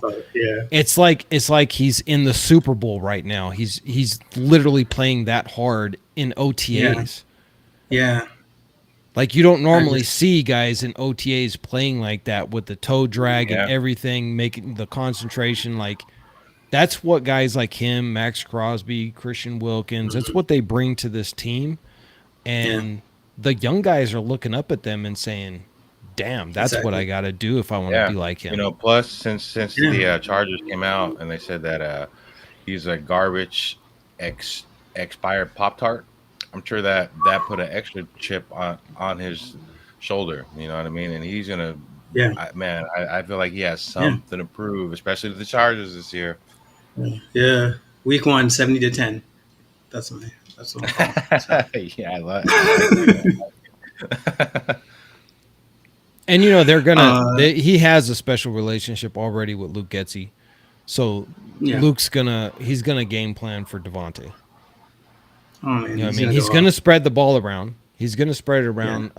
In that 2020 year with Green Bay, they threw to 11 touchdowns to 11 different players. So they spread the ball around, which then gets players wide open, which takes pressure off of Davante. And somebody was talking to Up and Adam. Her podcast. She was talking to Marcel Reese, and she asked Marcel Reese, "Is Davante Adams going to be upset? Is he going to request a trade if he's not getting the ball?" And Marcel was like, "No. You know what makes Adams upset? Losing. You know what makes him happy? Winning. He doesn't care how many times he touches the ball if you're winning. If you put together Yeah. a winning strategy, then he's happy. But obviously, when you have a talent like him, you want to get him the ball. Chris for Raiders. Yeah, I mean, in Yeah. that 2020 season with Aaron Rodgers, he had 1,300 yards, 18 touchdowns, right? 112 catches. Yeah. So, Yeah. and yet they Yeah. still spread the ball around to 11 Which is different crazy. people catching touchdowns, right? Yeah, that's and crazy. he still got his issue. And so that's the offense that Luke Getsy's going to bring. And I think Aiden O'Connell is going to be the starter because he's the one that can make every single one of those throws. Yeah. I think he definitely. I mean, I posted it. He thinks he's the starting quarterback according to AP right now, and so it's his job to lose, just like we thought, per his own quotes. So I mean, when the coach comes out and says Facts. he's earned the right to take the first snap. A lot of people came in my comments when I mentioned that this is why AOC is going to be the starter. Well, that's just in practice. That's not no. Well, why would the coach come out? Well, he's earned the first right to take the first snap in practice. No, that's not what he's talking about. Yeah. no, Yeah, it's not how it works. Because if you combine all of Antonio Pierce's comments together throughout this offseason, it makes one very clear point. He is QB1. Which makes Minshew sense. has to beat him to be QB1, Exactly. and that hasn't Right. happened Yeah. yet. It's Because AOC. if you're the job to lose. Yeah, if you're the Raiders, you want AOC to win the job. I mean, he's younger, more physically gifted, right? Cheaper. Cheaper, obviously, yes. Yeah, so I mean, 100%. You want him to win that job. So, And good here's the thing. is- Why did we go and pick up an undrafted QB that's going to end up on the practice squad anyway? Because you're hoping that Aiden O'Connell's going to be the starter. He's going to shine. We're going to win a bunch of games. We're going to go to the playoffs, and he's the face of the franchise, which means next year, Gardner Minshew's on the trade block. Yep. right. And Absolutely. now you have Brown and you have Bradley as your two backups. Who Yeah. all three of them are extraordinarily cheap, Yeah. which then allows you to continue to build a strong team all around. And with AOC, you don't have to worry about paying him big money for another 3 years. Yeah, absolutely true. And then, if Minshew balls out in the preseason, he's a real tradable asset. Yeah, Could be getting a absolutely he is. Yeah, day 2 pick or something from that. I can see that. Yeah, second or third round pick. So. And let's be Say, honest, hey, only 9 quarterbacks completed an entire season last year without missing a single game out of 32 teams. Likelihood is Minshew will most likely get in for a series or a half a series or a half a game or maybe a game or maybe 2 because that's just football, right? Right. So Aiden may go down with some type of a sprain Yeah. or a light concussion or something. And then Minshew has to come in. And if Minshew comes in and he wins, and then AOC comes back and he takes over and he's obviously the franchise guy because he's, throwing 40 touchdowns in the season, then you could definitely get a day 2 pick out of Gardner Minshew. Speaking of Absolutely. 40 touchdowns, I just went back and kind of just looked at Gardner Minshew in his rookie year. And, if he played all 16 games that rookie season, he would have thrown for 40 touchdowns, which is insane. So I think there's a little bit of kind of statistical bias that happens with Minshew. Because even in the year where he ended up getting benched, he was on a Doug Marrone team with not very much talent. If he plays that whole season, they don't bench him. It's another 4,000 yard, like 37 touchdown season with less than 10 interceptions. So when he's had a chance to play, he's played exceptionally well. So, don't be surprised if he makes some noise. If AOC keeps that starting job, it's because he earned it. And I think with that quarterback room, we're guaranteed to have very competent guy back there that can lead us to some victories and some wins, even in tough clutch situations. So that's my opinion. Yeah, I think he's a fantastic guy to have on the team. I'm glad that we have him on the team to push AOC. Absolutely. And I again, like, people miss this at the presser last week. Antonio Pierce, and I put this in my video, when he mentions what AOC has done with his body, like, a lot of people just skipped right over this. He is literally transforming his body in this offseason. And when your coach notices that, that's a big compliment. That's a big boost of confidence. And I'm excited to see what that's going to translate into, because I think what that's going to translate into, from what I've heard, is he's been focused on conditioning.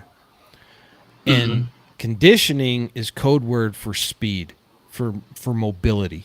Yep. And working with a coach specifically to get him more mobile.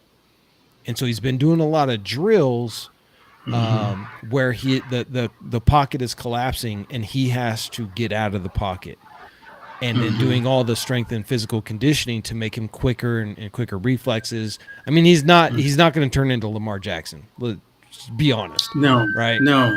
But all he needs to do is be able to get out of the pocket for 5 to 7 steps and throw that open man, or throw the man open, whichever case it may be. And that's what he's been working on. And Coach Antonio Pierce is taking notice, so that's a big deal. He's been practicing the salsa, right? He's going to have the feet, and the core strength is going to be improved, which is going to help with his arm strength as well. So Yep. And I've been seeing a lot of people saying that he doesn't have a strong arm, and I'm just like, dude, did you miss all the I have people say that too, man. Deep passes last year? And I'm like, what footage or film are you watching? I'm like, what are you watching? People rips that ball. Everything. People are comparing everything to like Mahomes or Josh Allen. Now, is he going to be off platform and throw a 60-yard rocket across the field? No.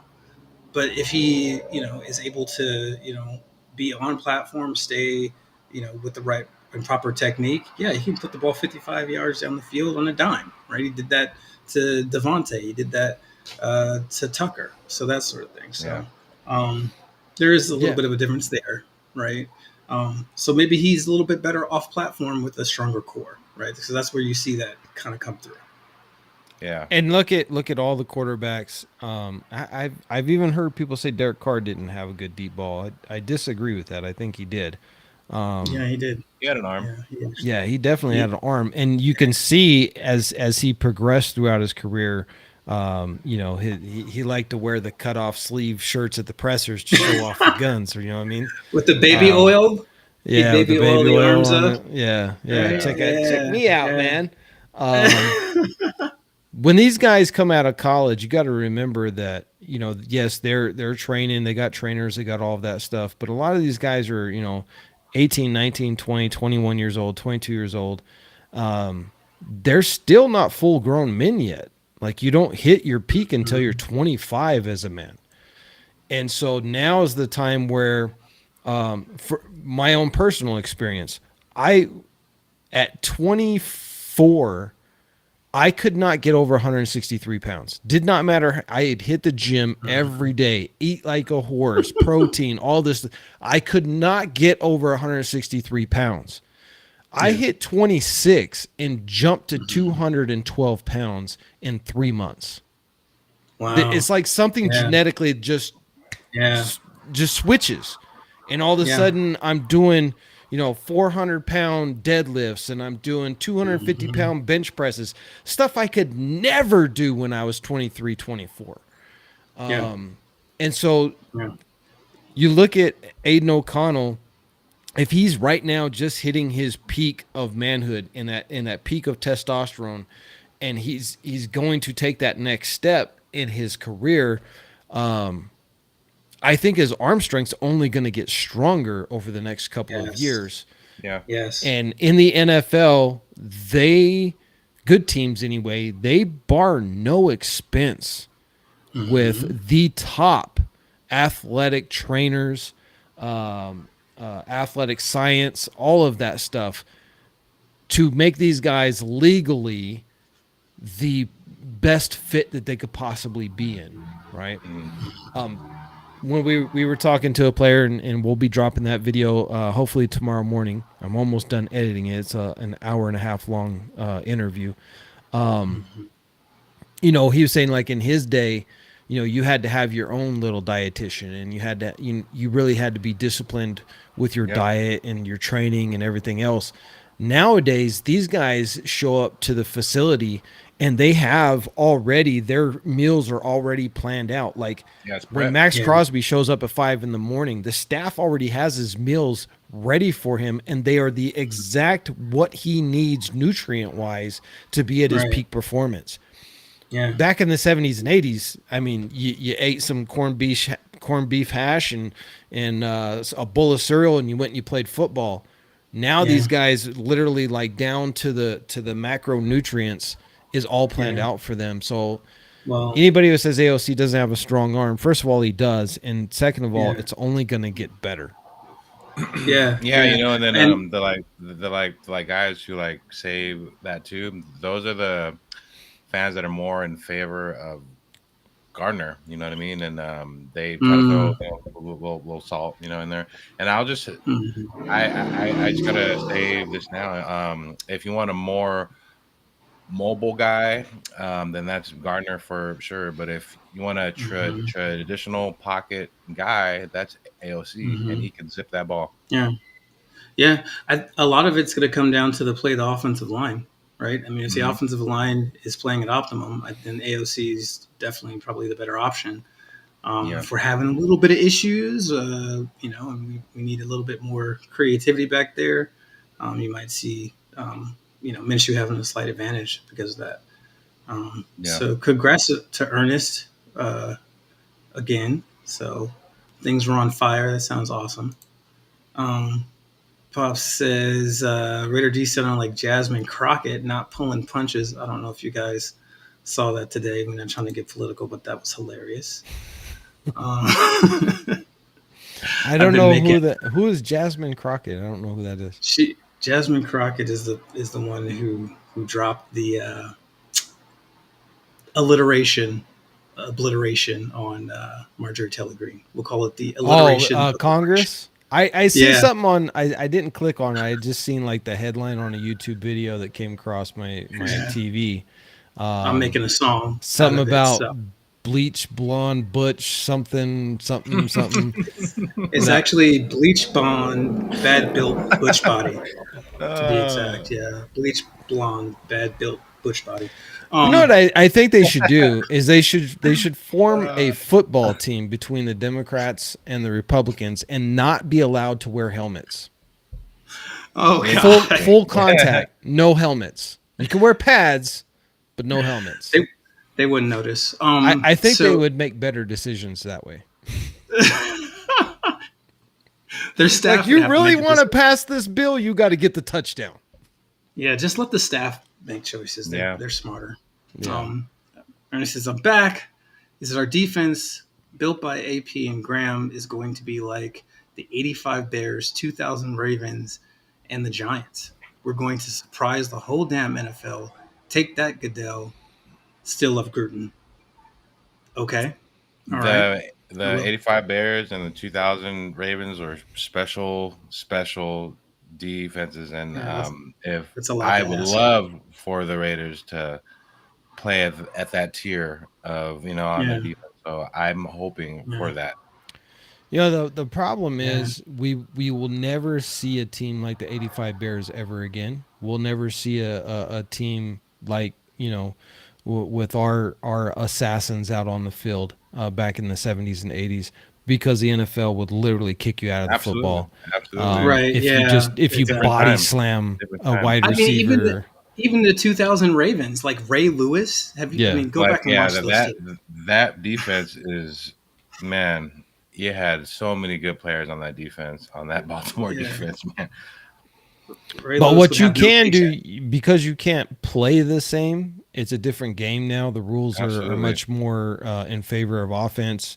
Mhm. What you can do is match the intensity.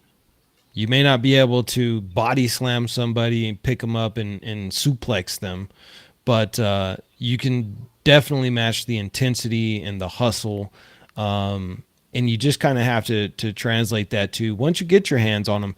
Like, it's sad to me because I know Max Crosby, when he gets his hands on a quarterback, he wants to body slam them, but he has to like just wrap them up and give them a little hug and gently put them on the ground. And then like, I didn't do anything. Yeah, man. Mm-hmm. Mm-hmm. I want Max to Well, just go wild and just put them all on their backside, man. Just a nice, good I hit just, stick, you know. I think we might actually be good enough this year to just take a couple of those penalties for intimidation purposes. So, Yeah, Ernest makes a absolutely. great point. We Absolutely. do have Ed Reed's cousin on the team, Trey Taylor. oh, Yeah, yeah, it's true. yeah. I just hope that he could be a 2.0 of Ed Reed. I'm telling you right. I'm telling you right now. I went back and I He's watched like, a bunch of this kid's tape, and I'm he's so He true. looks good, impressed. yeah. He is He the looks real good. deal. This dude hits. I mean, he is an assassin out there, Yeah, just looking to hit somebody, and he yeah. always takes a really good angle. Like he doesn't miss tackles. So I'm really hopeful for Trey Taylor. I think for sure he's going to make the 52-man squad, and Mhm. he'll be on the team.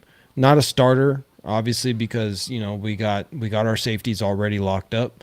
Yeah. But he'll get in. He'll get some snaps during Definitely. the season. Yeah. Well, he's got to compete against Chris Smith as well. Our safety room is Deep. pretty nice. Yeah, it's pretty Yeah. That's deep. why I was saying, man, for the first time ever in my memory, we have depth on every single key position. Yeah. I would say probably the cornerback room is where we have a lot of cornerbacks, but we don't know, quality wise. We have quantity Right. right now, but how is the Right. quality? We don't really know that yet. So that would probably be the weakest link is the corner room, but every other Mhm. room we're really good. Maybe you could argue quarterback room because we don't know what AOC is going to be. We don't know if he's going to be the, Peyton Manning 2.0, where year two Mhm. Peyton Manning went 13-3, made the playoffs, and was balling out, Right. Right. or if he's not going to be that guy. Right. So But then yeah, we we have we don't have Minshew. an we have Minshew, but like if you're gonna say, well, if you're gonna compare it to other quarterback rooms of people that have like Joe Burrow and Patrick Yeah. Mahomes, Yeah. Lamar Jackson, stuff like that. Okay, Mhm. yeah, no, we don't have that. But Hmm. what we do have is two starting caliber quarterbacks. Most don't have that. Right. Like Absolutely. who Right. backs up Lamar Right. Jackson? Yeah. Well, Exactly. it I don't was Yeah. know. Anthony Brown, and Yeah. now he's with us, Yeah. Well, right? he's Yeah. third string. And Right. he may Yeah. not even make the team. He may, Bradley may beat him out in the offseason. Carter Yeah. Bradley's more talented. Yeah, yeah. I mean, and this is the thing with the concussion stuff. Like the second quarterback is all the more important. Like you said, how many of the starting quarterbacks made it through the whole season last year? So yeah, Mhm. Yeah, um, and you got to have two solid quarterbacks in today's game because if one gets hurt, you got to have that good quarterback to back them up just in case worst comes to worst, you know? mhm. Yeah. Yeah, yeah. Pop says that AP could go down as one of the Raider great coaches. And yeah, I mean, if he plays his cards right, yeah, Absolutely. absolutely, Hmm. he can go down right there with Madden. He won't. He probably won't have his own video game, although you never know. He might. He Yeah. might. But yeah, yeah. I mean, he's charismatic and he's got all the right attitude. I'm gonna be interested to see what he does with rest. These guys showing up, being there the whole off season, how he negotiates rest. It's going Yeah. to be interesting for me to see. So hopefully he doesn't run guys into the ground like Gruden used to, but we'll move on. Uh, Doppelganger says he still doesn't understand why everyone else, other than Raider Nation, thinks we're the worst. It's Because because I don't know. Go ahead, brother.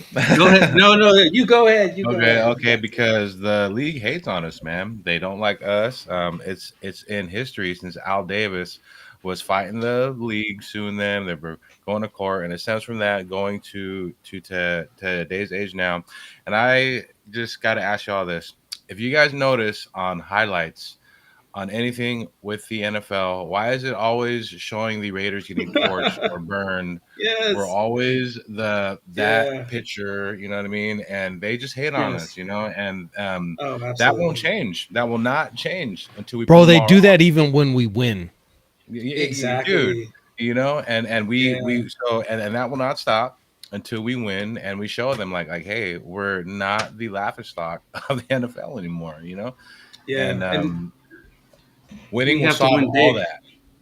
Yeah, we have to win It'll big. solve all because I see these guys on the radio shows, ESPN, NFL Network. You know, some do give us love, but not the love that we deserve. But the majority of them, they hate on us, man. They hate on us and they dog us. Yeah. But you When have we to remember win, that the NFL is a money-making machine. It all comes down to money and who's making mhm. the most money at that current time. You know, we Mhm.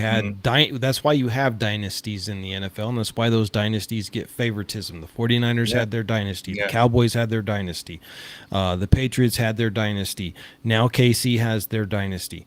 But here's the thing: why one of the reasons why the Raiders have always been downtrodden is because we simply didn't make the NFL a lot of money, and now we're in Vegas with the most premier stadium in all of the NFL, and it gets sold out. Doesn't matter who's Mhm. playing there. yeah, That makes the Mhm. NFL a lot of money. So what I'm yep, hoping is I don't want favoritism. I just want an even playing field. I don't want the exactly, Raiders to have to exactly. defeat the opposing team and the referees, right? Mhm. If we can Yeah, just have, if I think that this is going to start playing more in our favor. If you look at it last year, we were one of the least penalized teams in the NFL. yeah. When was the last Mhm. time that ever happened? So I don't know if I saw this on ESPN or NFL Network, but one of them had the audacity to say that out of all the four teams in the AFC West, we had the worst quarterback group out of all That was of the PFF. three teams in there. You know, Mhm. that is like wow. You know what I mean? I'm like Bo Nix. I'm sorry, I won't even say that name anymore because he's been canceled. But that quarterback who I just said that they have him higher than AOC, and that guy has not even taken an NFL snap yet. You Yeah. know, Yeah. And and rookies typically never pan out well in their rookie year in the NFL, especially when you have a team that has no weapons Right. and is in disarray. Look at Carolina and what happened with Yeah. Bryce Young. I see the Exactly. exact same fate for the Voldemort. quarterback who shall be unnamed down there in You can Denver. you can call him Voldemort. It's Yeah, fine. Voldemort. Voldemort. Voldemort shall have a very difficult time this year. His spells will have no effect. But yeah, so I think that the fact that they just completely disparage the Raiders is because that's just the popular thing to do that the media has done for years. And Yeah, yeah, unfortunately, Yeah. we haven't done a whole lot to, prove otherwise. But again, we were always playing against the opposing team and the referees. and the referees. I mean, Yeah, we Right. would get 10, 11 penalties per game on average. You Yeah. just you just Yeah. sneeze on a player and you're getting an offensive interference or you're getting a roughing the yeah, quarterback. Yeah, I mean the Yeah. most ridiculous penalties they would throw, Yeah. and it was obvious Oh that yeah. that wasn't a Oh yeah. yeah, penalty. yeah. Whereas Plus, now that we're Yeah. in Vegas, now we're making the NFL big money. Now that we're attracting more people to the NFL, and unfortunately, the NFL, thanks to the Supreme Court, is now open to online gambling, which I am totally against. And I know some people don't like my opinion on that, but I'm telling you right now, long term, it's going to not be good for the NFL. And it's Mhm. also not a good thing to become a gambling addict either. I know some who have yeah, lost everything because of it. But that's neither here nor there. It's in Vegas, the capital of all of that type of exactly. Yeah. behavior. So Exactly. they want to not hate on the Raiders anymore. You don't. It's a bad business decision now to hate on them. You actually want to see Yeah. the Raiders have a dynasty. So I'm Yeah. hopeful, and I seen the result of it last year, where literally we were one of the least penalized teams in the NFL for the first time in 20 plus years, Yeah. Yep. and it's not because of Plus, coaching. It's just because the refs stopped calling yeah, felonious penalties. yeah. So Man.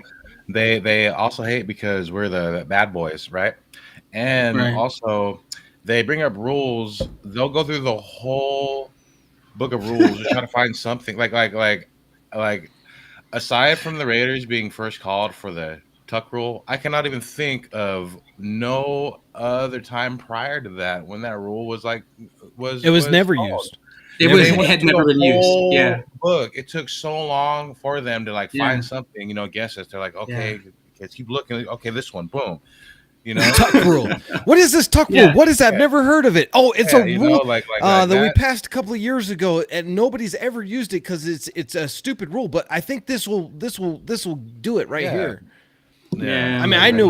I knew we were getting screwed when it took them like 10 minutes to come up with a Yeah, yeah, decision. yeah. That was a Dude. crock, man. That was a crock. It's, You know? well, as soon as I saw Bush in the stands, I knew we were screwed. But Yeah. But I mean, you also have to admit that there was much bigger things at play, and a lot of yeah. people don't realize this. 9/11 had just Hmm. happened. Absolutely. And Yeah. you got a team called the Patriots up against a team called the All aboard Raiders, Raiders in the house. I see you, brother. right? So it was obvious who the NFL wanted to promote because everybody was flying a flag in their front yard, on their cars, everything else. Yeah, And you got a team called the Patriots, and Congress was right. at the time trying to Yeah, pass a very unconstitutional bill called the Patriot yeah, Act, which gave the government the Right. ability to spy on any American it wanted to. yeah, So obviously, I knew right then and there. I was like, "Yep, we're getting screwed here. We're getting yeah. screwed. They're There's, going to make sure yeah, we don't go." Yeah. yeah. Absolutely. It's Absolutely. it's Um, haunting. It's haunting, man. A Trade makes a point here. He says, "I'm trying to trade for Hendon Hooker and let him sit. He has more upside than Anthony Brown for sure." What do you guys think about trying to steal Hendon Hooker away? I mean, does he have more upside than Bradley, or are they about the same? So I think he has me, more. A little bit more. I would pick him over Bally, and that's just me. Hmm. But I don't think the Lions would actually trade him away, barring the fact knowing that they just gave I Golf. can't Goff, that brand new deal, but I think that he's going to be their protege post the golf era. But would I like to have him? Absolutely. But would he start right away if we did have him? I don't see that happening because I don't think he could beat out AOC, honestly. No. But he has talent, he has a good arm, and he can run, like all that. But I feel more comfortable with AOC than with him right now, Hendon Hooker. Yeah. He's older than AOC. Yeah, This yeah, he's is old too. Yeah. yeah. I think he was almost 26 when he got drafted or something to that effect. Um, Christopher Rader says conspiracy alert, but it sounds about right. I'll Yeah. look. My conspiracy goes a little bit deeper because when the Patriots went to face the greatest show on turf, the St. Louis Rams, and they beat them, there were some very suspect calls in that game as well. And after the game, they were interviewing Marshall Falk, and he literally said, "The best Great team on the commenter, field Ernest. I see lost. that. Kudos. mhm. The best team on the field lost. That's all I'm going to say about it." And he walked off. This is true. This is true. So he Um, said very clear, like the Patriots were not the better team out here. We got screwed. The refs were against us, and Yeah. the rest is in the history books. That's not to take anything away from again what Tom Brady did throughout his career. Yes, he got a lot of favoritism, and that's what happens when you have a dynasty. But mhm. Yeah, he was their golden boy, or he was the golden boy for yep, for the NFL. made the NFL a He was lot of their money. image. But I just have to say this: Ernest says there is not enough okay, I'm gonna just say this so we don't get canceled. There's not enough Hendon hookers in Vegas.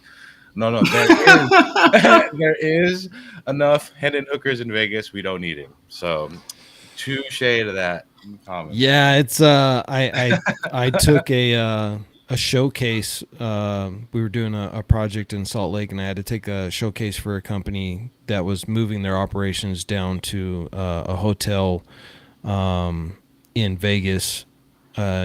Was a year and a half ago, 2 years ago, and so we stayed at the hotel that night, and then like there were plenty of Hendon hookers everywhere. I was like, and I hadn't been to Vegas for a while, and I was like, you gotta watch out for those Hendon hookers. I was like, man. oh my goodness, man! Because they are out there in all shapes, sizes, and forms of faction, man. Like, and this was I'm not gonna name the hotel, but this was one of the nicer hotels on the Strip, and they were just like, it was just like bad. I was like, dude, you know, when I came to Vegas, 20 years ago, obviously they were there, but they were like more incognito. You know what I mean? They were very classy dressed. You know what I mean? Now it's just like, are you going to the beach? What are you wearing right now? You're in the lobby. Yeah, it's bad, man. It's bad. Those Hendon hookers are shanty, man. Yeah. It's like Hendon hooker, man. Come on, at least put the pads on, please. Stop wearing the jock strap around the always lobby. Always wear your pads, kids. Yes, always wear your pads. Wear pads, especially if there's Hendon hookers around. Yes, that's right. Safety first. Safety first. Safety first. Absolutely. Let's see. This is a good comment. He says, "Why would we trade for Hendon Hooker when we don't know what the kid has? He hasn't even played it down in this league.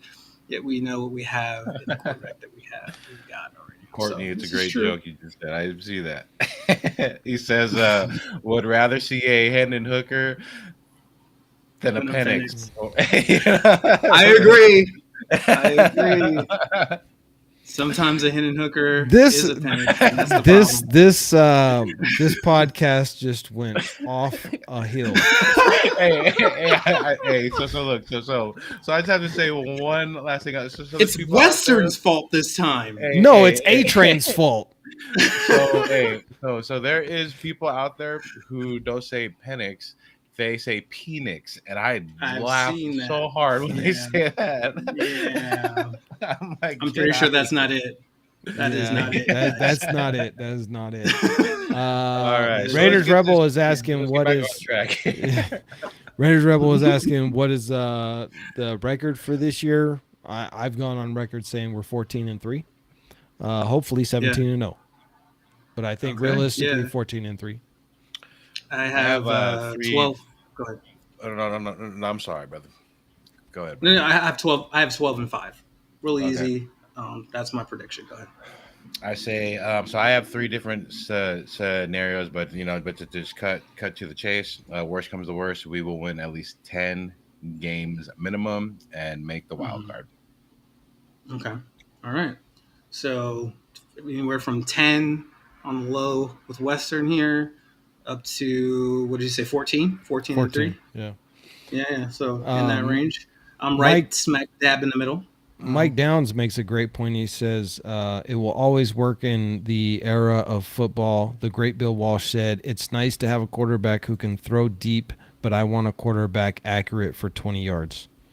And that plays right into the West Coast offense that we're going to be doing because Bill Walsh was the godfather of the West Coast offense. Yeah. Absolutely. And when you got mismatched tight ends like Brock Bowers and Michael Mayer over the middle of the field, and wide receivers who corners cannot handle. Oh, speaking of that, I wanted to talk to you about that. Ramel Keaton in the game against the corner that we were going to draft. Now I'm having a brain fog. Is he from Bama? Oh yeah. This is the kid that I'm not too high on. What's his name? Terry and Arnold. Terry and Arnold. Yeah. Terry and Arnold got destroyed. Torched. Humiliated. Torched. By Ramel Keaton. By Ramel Keaton. Undrafted free agent. They are like right now. I just seen a video on it that was highlighting how he destroyed him, Terry and Arnold. Ramel Keaton may be the biggest steal of the draft.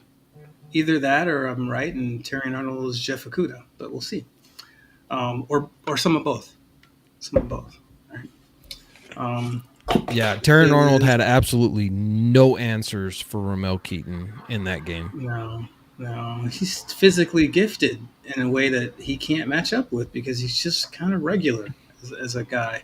You got to be able to run. You got to really be able to run because you don't know where you're going, and the receiver does. So there you go. Yeah. Raiders Rebel says they're not giving that kid up. Every team needs a solid backup. With 64 different quarterbacks starting last year, I don't see them trading him away, and that's Hendon Hooker. So yeah, we got a lot of Hendon Hooker stuff going back and forth here. I don't see them trading him away either because I mean, you had Jordan Love out there in Green Bay. The same thing could have been said, well, you got Aaron Rodgers, why do you have Jordan Love? That's the whole reason why you have Jordan Love, because you don't have Aaron Rodgers anymore, right? And Goff can get hurt. So absolutely. What's your backup plan? You got to have that backup plan. So they're not going to get rid of Hendon Hooker. Yeah, no, I don't think so either. Yeah, and at this point, we're not bringing in anybody that's going to be seriously challenging at the quarterback position. We have our guys. We've got to decide between those two. I think adding somebody else just complicates it to a point that's unreasonable. So, maybe next year, guys. So we have our quarterbacks, and I'm happy with them. So, yeah. Raiders Rebel says, let's see here. 1 second. He says, question. If the Raiders start 5-1 or 6-2, are you still going to feel the same way about AOC not being our quarterback? So do you mean that Gardner is going to be the starter going into the season? I think we all here. Yeah, I think we all here think it's going to be AOC. I do think that Gardner Minshew is being underrated. But I think both the quarterbacks are underrated, actually. So I think that AOC, with his body change, and like I said earlier, with the coaching staff and the whole organization wanting him to win the job, because that's the better situation for us, I think all signs point to him being the guy. And I know Raiders Rebel is a big fan of Minshew. And like I said, if Aiden O'Connell wasn't with the team, if he, I don't know, decided to go down to Tijuana and get lost for 6 months or something, then I think it's a great problem to have of a Gardner Minshew challenging your QB1 for the position, because Gardner Minshew is, he's a player. He's a football player. He's also a master swordsman, apparently. If anybody's seen that, if you've seen that video of mine showing him playing around with a samurai sword, I'm just like, God, please don't cut your leg off, dude. Yeah, we need you. That didn't look good. Yeah. But Gardner Minshew, I think if he were to come in, let's say we brought him in to be the stopgap quarterback for 2 years. That was why we brought him here. And AOC's going to be a backup. We're going to bench him. That's the whole plan. Let's just play that scenario out. Gardner Minshew comes in. He probably gets you 10 wins, maybe 12. Make the playoffs as a wild card team. Possibly win the AFC West, but unlikely. But then where do you go from there? What do you do next year? Because is he going to get you more next year than he did this year? Maybe, maybe not, but I don't think that I don't think that Gardner Minshew has a high enough upside, and I don't think that the Raiders believe he does, which is why you brought him in on a 2-year cheap deal. You don't bring a face of the franchise guy in because you believe he's going to be QB1 and only pay him $12 million a year, not for a quarterback, and not on a 2-year deal. If you believe he's going to be your franchise quarterback, if you believe he's going to get you to the promised land, you go and pay a guy like that $30 million, $40 million a year, 5-year deal. That's what teams do for a free agent quarterback that they believe can get them there. So it's very obvious that the Raiders don't believe that Minshew is the answer. He is a insurance policy. That's what his contract spells out, insurance. Yep. Yeah. It also I doesn't will mean that say- they believe that AOC is the guy either, but it does bode better for AOC that we did not try to go and get Kirk Cousins. Like, we had enough confidence in AOC, like, we're not going to go get Kirk Cousins. We think AOC has a shot. I will say that when we brought in Rich Gannon, John Gruden's quote about him was, "He's a good player. He could make all the throws." Does that sound familiar? So anyway, he wasn't thought of as too much either. And I know you want to fight, Rich Gannon for not winning a Super Bowl, like it's his fault somehow, Raider D. But Who threw the interceptions? look, they had our playbook, bro, and all of our audibles. Like, Still- come on. Still got to make the throw. Come on. Still got to make the throw. Western, can you talk some sense into this guy, or is it So just I'm me? gonna just say my whole take on that. I'm a hot side. With this, they knew our playbook. John Lynch was calling audibles, which was like he was calling audibles mid game, knowing exactly what we were gonna do, and that shifted everything. I go on and on. Like I'll just say this one take here, and then I'll stop because I'll just keep going and going on about it. But supposedly it was supposed to be a run-heavy offensive game plan, and then at the last second, we switched it up to pass-heavy. That threw a big hole there, and then with Bill Callahan and not switching our signals and our plays, that was definitely well, no, he did. detrimental. He did. He switched the entire playbook, and then a week before the Super Bowl, he switched it back. Yeah, you know what I mean. Jerry Rice said that. Jerry Rice said that he didn't understand. I felt like, aside from Rich Gannon, if you put any other quarterback that was there that was facing his former coach who knew the offense, who's been in that offensive system for quite some time, then he's gonna know, off the top, like what's gonna happen before he can even hike the ball.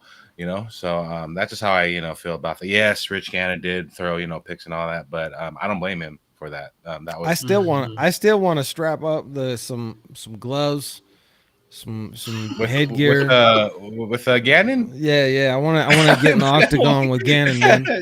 We're gonna put on a charity event, right? We're gonna raise money for the Blitnikoff Foundation. It should be. I'm with gonna ref Callahan. It should be with Callahan, not Rich Gannon. That's what everybody keeps saying, right? But He wants it for Rich. But Callahan, like, first of all, nobody cares about him, and second of all, he's like 80 years. Dude's like 80 years old. Oh, at least Rich is only like 15 years older than me. He's not that much older, and he's former pro athlete and stuff. So he'll probably win. He'll probably whoop my butt, but it'll be for a good cause. We'll raise money for underprivileged kids. Yeah. He's gonna Tyson you, bro. He's gonna Tyson you. He might. In fact, if we can get this arranged, I think I'm gonna call Mike Tyson, and be like, bro, can I come train with you? I really need some help. For real. Yeah, and then I so like something just a bit off of the track. I just gotta say to the Raider Nation watching, I believe, and this is me speaking here, I believe that Rich Gannon is better than Derek Carr. I just have to say that. I argue with people about Derek Carr, saying he's the greatest Raider quarterback ever. Different era back then. I had some people say he's better than Stabler, better than Plunkett. Completely different What? eras, and I believe Carr, yes, stats because they try to pull up the like stats on me and all that. And trust me, I'm not hating on Carr, but if you have to argue with me and say that Carr was the greatest quarterback ever to play for the Raiders, that's completely false. So Carr was the I just want to best say that. quarterback for 9 years for the Raiders. Mm-hmm. There you go. If you look at the stats, Gannon and Carr, I think, have almost the same exact amount of games played or something to that effect. Um, Very similar stats. Of course, Gannon played in an era where it was much harder to attain the stats that Carr did. And then, of course, the win percentage is the big difference there. The win percentage Carr, and the red zone percentage. Put Carr, Gannon was way better in the red zone. put Derek just Carr heads, tails, yeah. in the Kenny Stabler area. He ain't gonna put up those numbers. No, Not a no, chance. No, no. not a You know, chance. And Yeah. that's why people always want to compare like, Michael Jordan to players now. Well, Yeah. yeah, no, that's you can't do that. Yeah. What were No. the Jordan rules? Like Yeah. what the Pistons style of defense, the entire starting five of the Pistons would be ejected from the game nowadays, Well, right? yeah, So just Jordan the was hand able to check. yeah, Jordan was able to do what he was able to do with that type of defense that doesn't even exist in the NBA anymore. Now it's basically you just run down the court and shoot pretty much uncontested in the NBA. That's not Yeah. how No. it was back in the 80s and 90s, right? Yeah. So it's Yeah. in the NFL it's the same thing. Like, you could literally spear a quarterback in the back of the head with your helmet and knock Yeah. him unconscious. yeah. And that was perfectly legal back in the 70s. You can't do that anymore. Mm-hmm. If that happened to Derek Carr one time, he would probably retire right now. Because Yeah. look at Yeah. how gun shy he was after he just broke a leg. Imagine if people Yeah. were able to spear him in the face Yeah. with The their hits. helmets. Yeah, and then I just have to make this clear. I'm not hating on Derek Carr, y'all. To all the guys No. watching, I'm just saying. No, I I'm love just Derek saying, Carr. Yeah. I like Derek Carr. He's a good guy. He's a good person on and off the field. But if we're gonna sit down and say, hey, who was the best Raiders guy or the Raiders quarterback to suit up, I'm not gonna pick Derek Carr. So that's all Yeah. I'm trying to pick. Yeah. Yeah, No. it's all relative to the era of football that they played in, right? So Yes. it's you can't say one player is better than the other when there's a 30-year difference and the game is completely changed.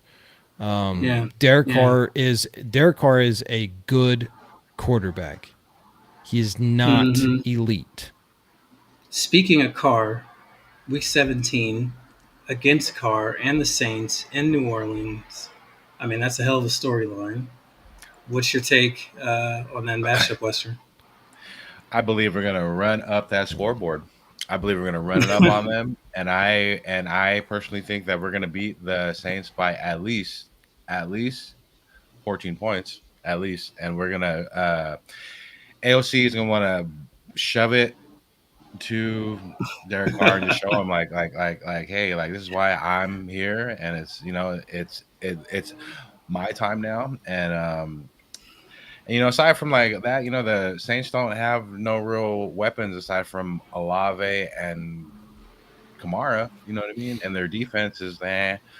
So that's just how I feel, and I feel like it's going to be a cakewalk win.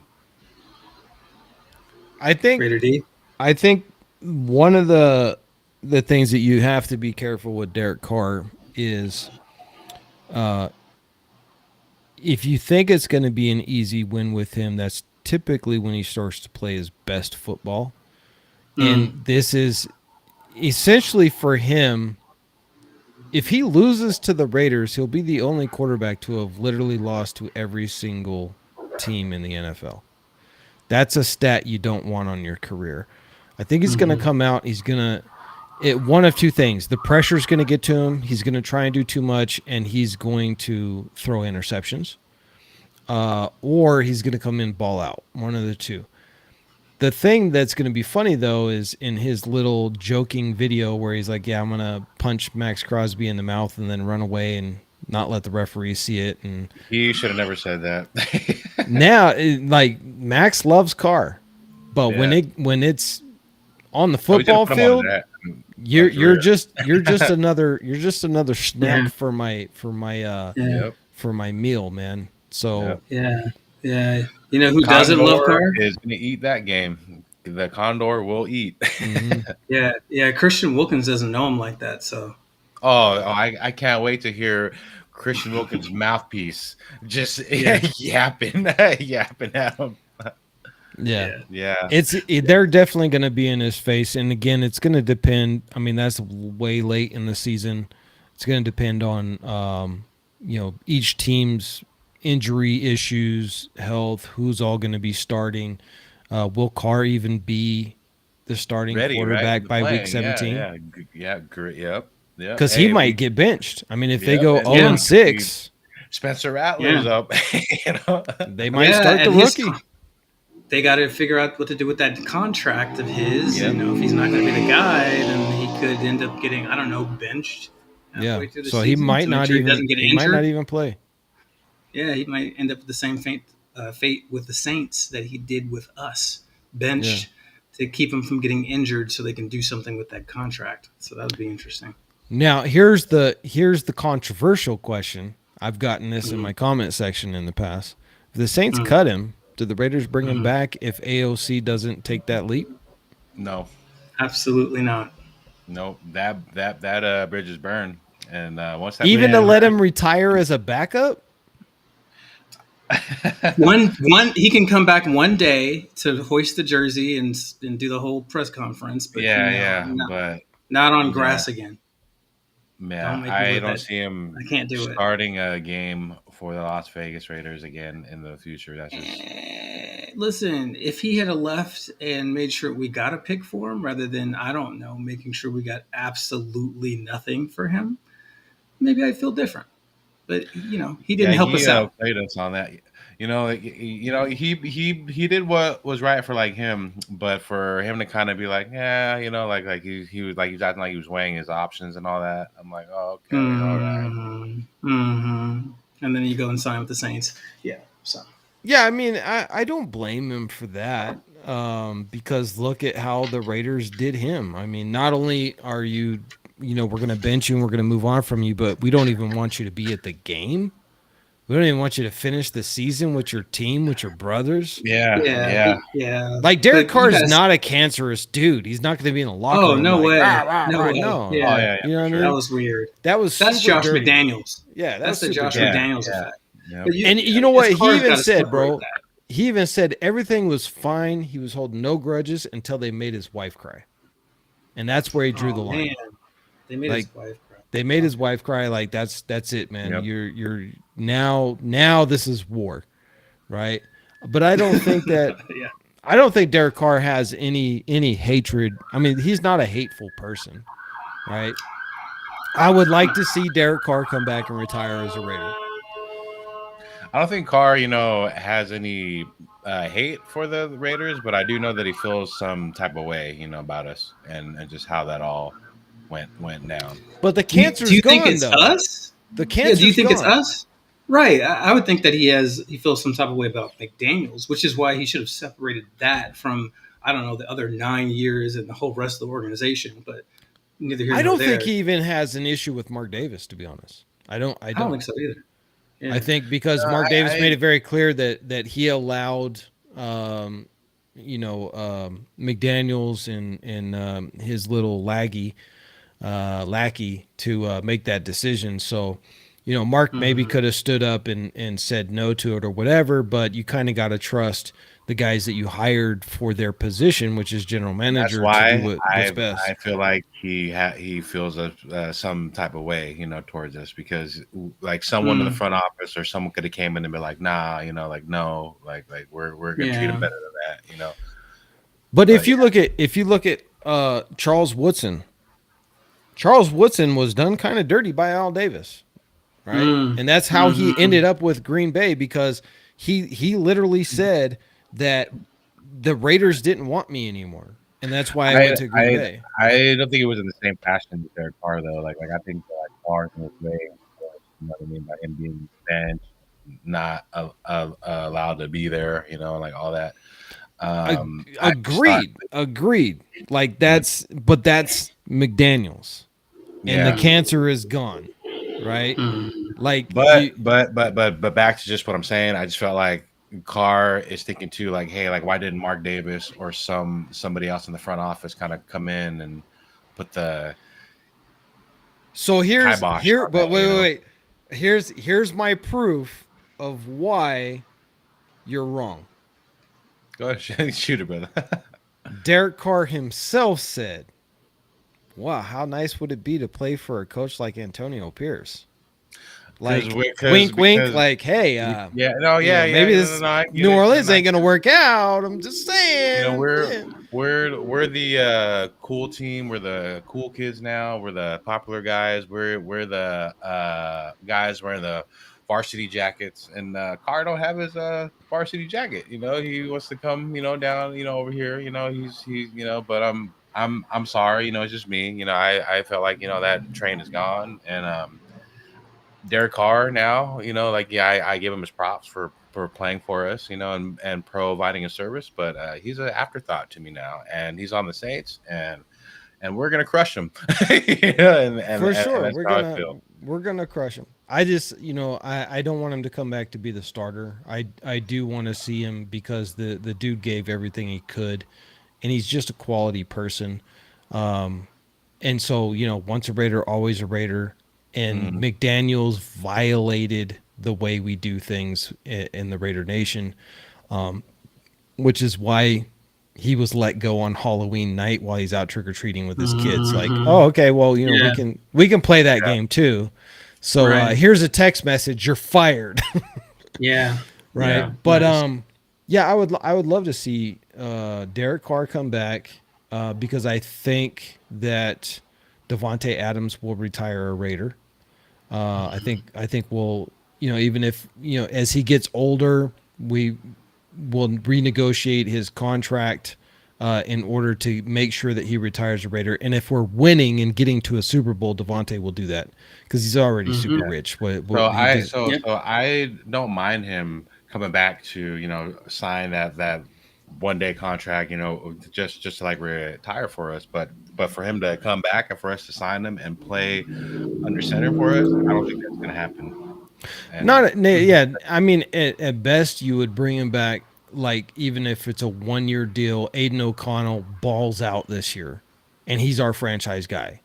mm, Derek Carr is such a classy dude that let's say Gardner Minshew left, and the Raiders, want to bring back Derek Carr. Derek Carr is going to play for 1 more year and then retire or something like that. You bring him in as a backup quarterback, standing on the sideline, mentoring and supporting AOC.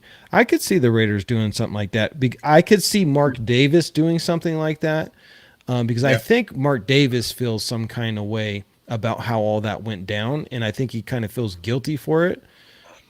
That's a yeah, possibility that the Raiders could do, or I definitely see the 1 day signing just so that he can retire officially as a Raider, which is our tradition. Mhm.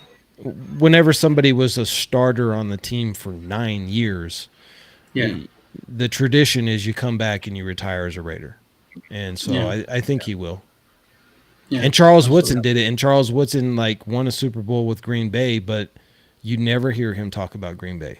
It's always the Yeah. Raiders. You know what I mean? Yeah. yeah, Yeah. Absolutely. Yeah. I mean, yeah, our interview did the same thing. Right. Came back and became a Raider once again. So that's a good thing. Yeah. So Ernest is talking about all the weapons and the defense. Yeah. I mean, Laubie's, Zeus, Madison, Bowers, Mayer, Adams, Myers, Tucker, right? And the defense is full of weapons on for their own part. So yeah, mm, excited, man. And yeah. Dylan Laubie, man, I know. Danny I, Woodhead 2.0, baby. yeah, yeah. The more I look at the tape, it's insane. I know we have Amir Abdul. I know he's a veteran, but that dude better watch himself because Laubie's coming, bro. He's coming. Yeah, Like I said on that earlier, I think this is most likely Amir Abdullah's last season. He's 30-year-old running back. And if you watch the little mini documentary on Raiders.com about Abdullah, his passion now is writing and producing and creating little movies. Right. He's already made one like mini documentary type movie or something like that. He's got 2 more in the works. And he loves, film. He loves cameras. He loves that. Like, that's going to be his career post football. I think he's planning for that. He's on a 1-year deal, correct? I think we re-signed him to a 1-year deal. Yeah. He's most likely going to retire after this year, and that's why you went and got Dylan Laube. I think Laube will get in there and he'll get some snaps, but the majority is going to be Abdullah because he is the surefire guy. Yeah. Like me and Hot Beavers were talking about it. Like, he's clutch. 3rd and 8, you're not expecting to pick up a first down, and all of a sudden he picks up 8.5. Right? He's that clutch dude. So I think his position is safe for this year, and we're gonna work Dylan Laube in as special teams, which is something he already alluded to as well. He's excited to get out there and earn his position on special teams, and then we'll evaluate how he comes in as this hybrid running back receiver type guy, and he'll take over for Amir Abdullah after next year. What do you think, Western? What's your call on it? I'm sorry. What? Laube. Laube versus Abdullah. Oh yeah. Yeah, So exactly to what Raider D said. This guy. So Abdullah, clutch city, man. There's times where we have to make a play for that first down, and he comes through, man. You see, like, you throw it down to him for like a check down, and we need nine yards. He'll get 10 yards. You know what I mean? Or if he runs the ball, he gets us that first down when a lot of the players on the opposing defense is they're covering certain guys, but they don't really expect Abdullah to come out of the backfield to do some damage. And since this is his last year, and his passion is to be in filming post NFL, I could see us getting Dylan more reps into this season to get him more familiar with our offense to have a bigger role going to the following season. Yeah, I agree with that. Yeah. Let's see. Okay, we're getting props from Ernest. He says you guys hit on the reality of what this team is, clear-minded info, and the fans on here are savvy also. Shout out to the chat, on fire. You guys are awesome. Yep. Yeah. Always, man. Appreciate you guys. For real. I mean, you guys could host your own shows. I think some of you do, right? Raiders Rebel? Go check them out. Raider Rebel in the house. Yes, sir. He makes some good stuff. He says Jacoby Myers had 8 touchdowns, the same as DA, and only 400 yards less, but was targeted 74 times. So less. This team will be scary when they can't double DA because of Brock Bowers. Right. Yeah. There was a little bit of locking on and forcing the ball from our rookie quarterback to DA, and he's trying to negotiate being a rookie, having a receiver like that. What's too much? What's too little? I think that he'll have that more under control in his second year. So, yeah. And I mean, I guess technically Devontae Adams had a down year last year, but he still got over 1,000 yards receiving. 100+ touches. His touchdowns were down a bit, but I think that most of that was due to the fact that we weren't able to get him the ball with Jimmy Garoppolo, especially in the red zone. AOC threw a couple of touchdowns to him. He had one in the Miami game. And then another one, I think, was in the Broncos game, I think it was, where he had that backpedal touchdown in the end zone. So that was kind of the issue last year. by no means whatsoever did Devontae Adams have a terrible year. Whenever a receiver gets over 1,000 yards and over 100 touches, that's not a bad year. That's a pretty good year. Now, however, you have added an additional weapon and you've changed the offense that's going to be more favorable to a guy like Devontae Adams, who had his best year in 2020. That's the offense that we're going to be running now. The only question is, will Aiden O'Connell be able to replicate even 80% of what Aaron Rodgers was able to do in 2020? If he can just do 80% of Aaron, Devontae gets 14 touchdowns, 1,300 yards, 110, 115 catches. Brock Bowers probably gets, 400 or 500 yards. Brock Bowers Probably ends up with 7 or 8 touchdowns. Michael Mayer ends up with 4 or 5 touchdowns. Jacoby ends up with 8 to 10 touchdowns.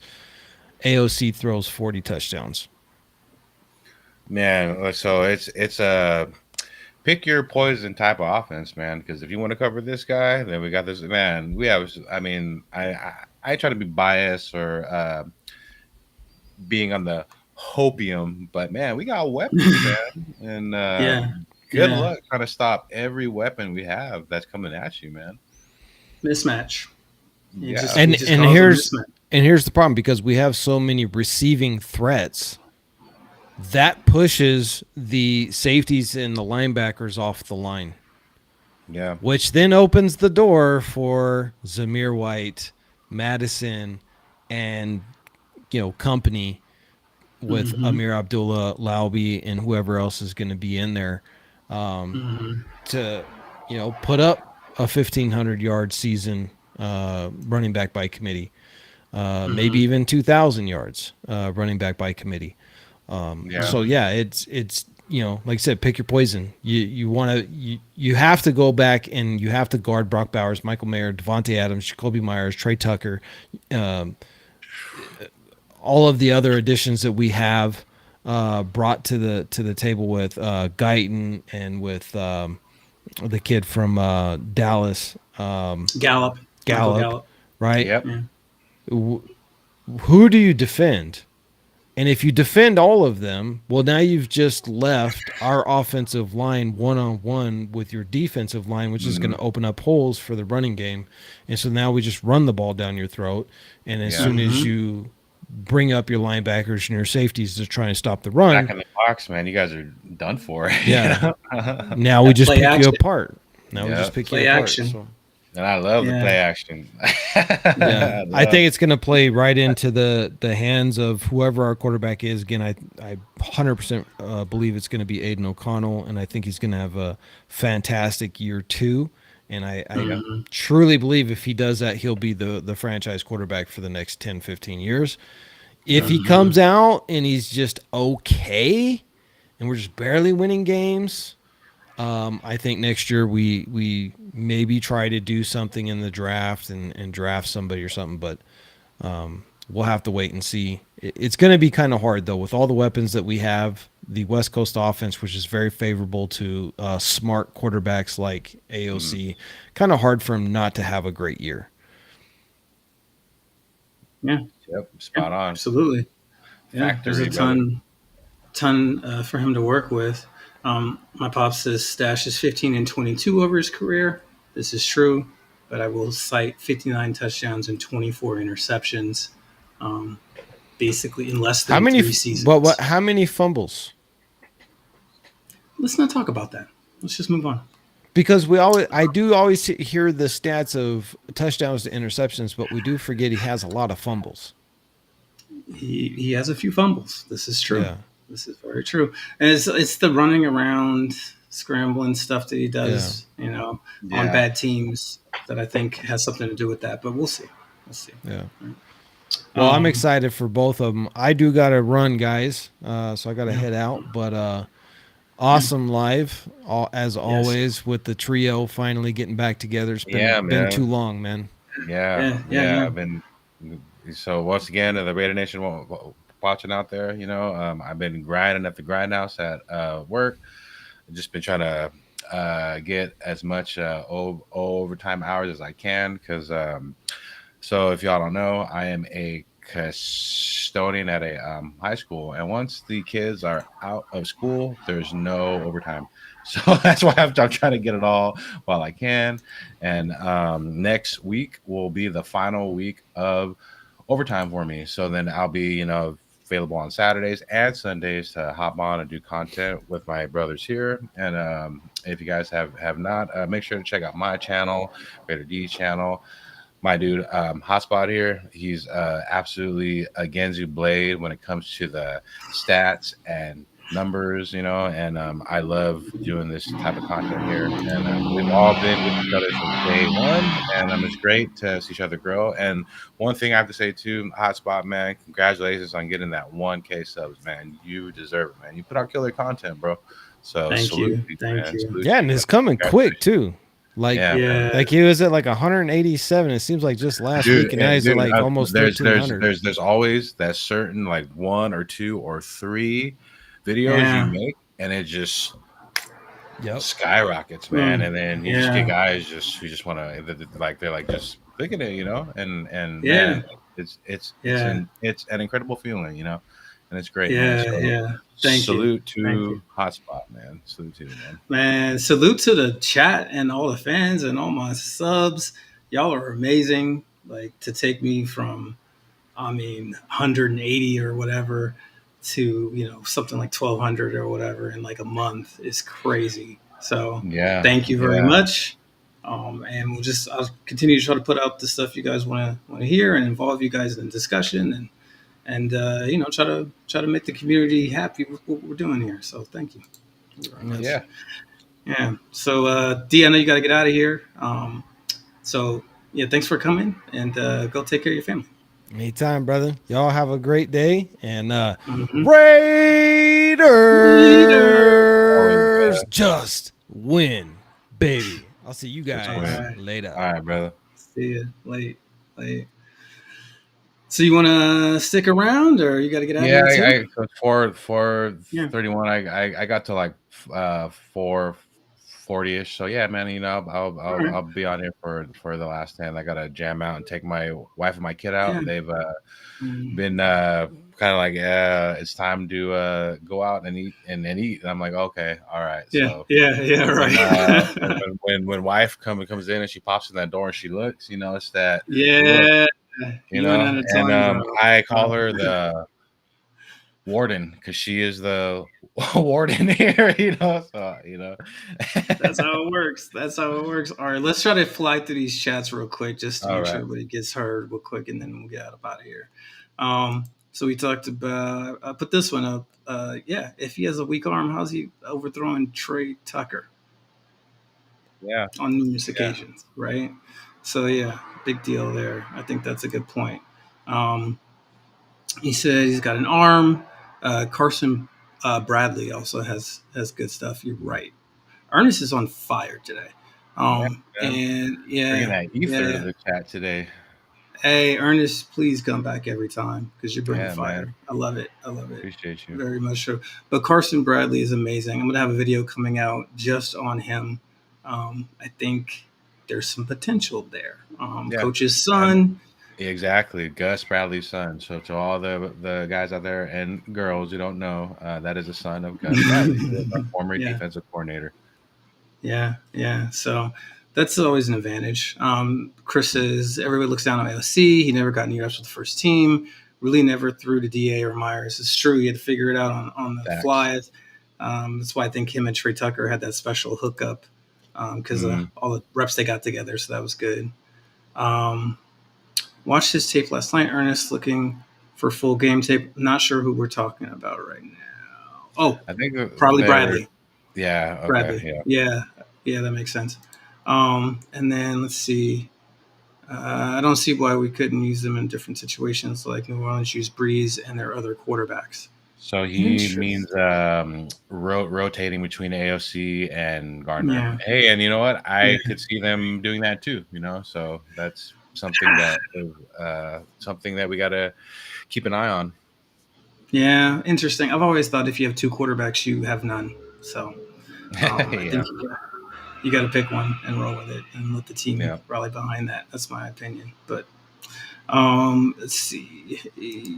Oh, Toya, what's up? She says, I don't care who's winning the starting position. I expect the same thing, championships. Thank you very much. I agree. Yeah. Yeah, just Yeah. win, baby. Just win, Absolutely. I don't care right? how we do it, just win. You know?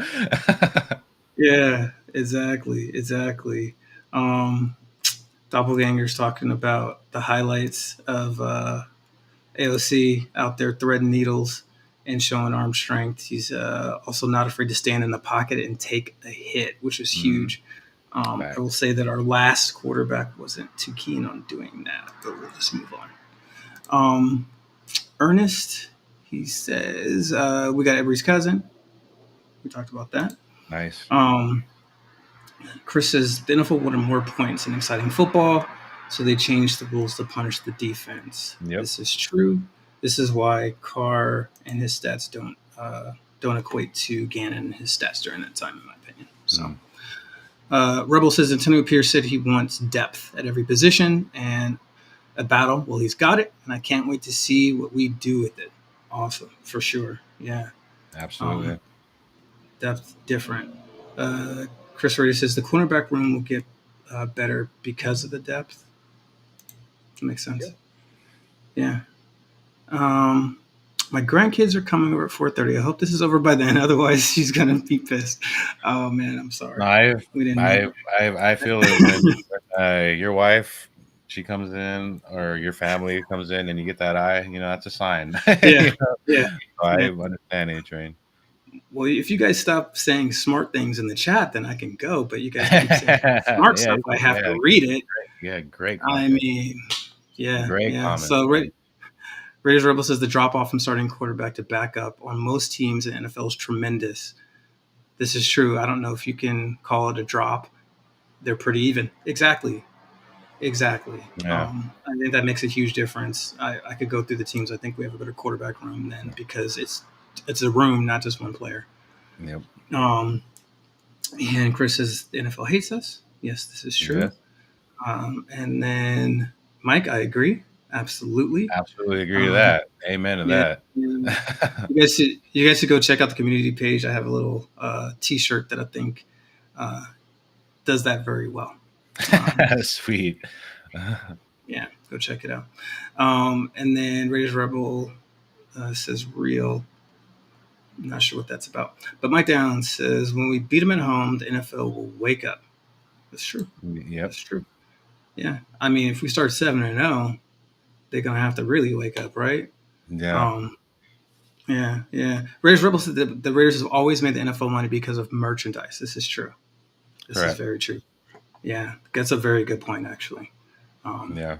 yeah, even though we That's weren't fact. selling tickets, we were still always like number one or And yeah, top five in merchandise, which is divided amongst all the teams.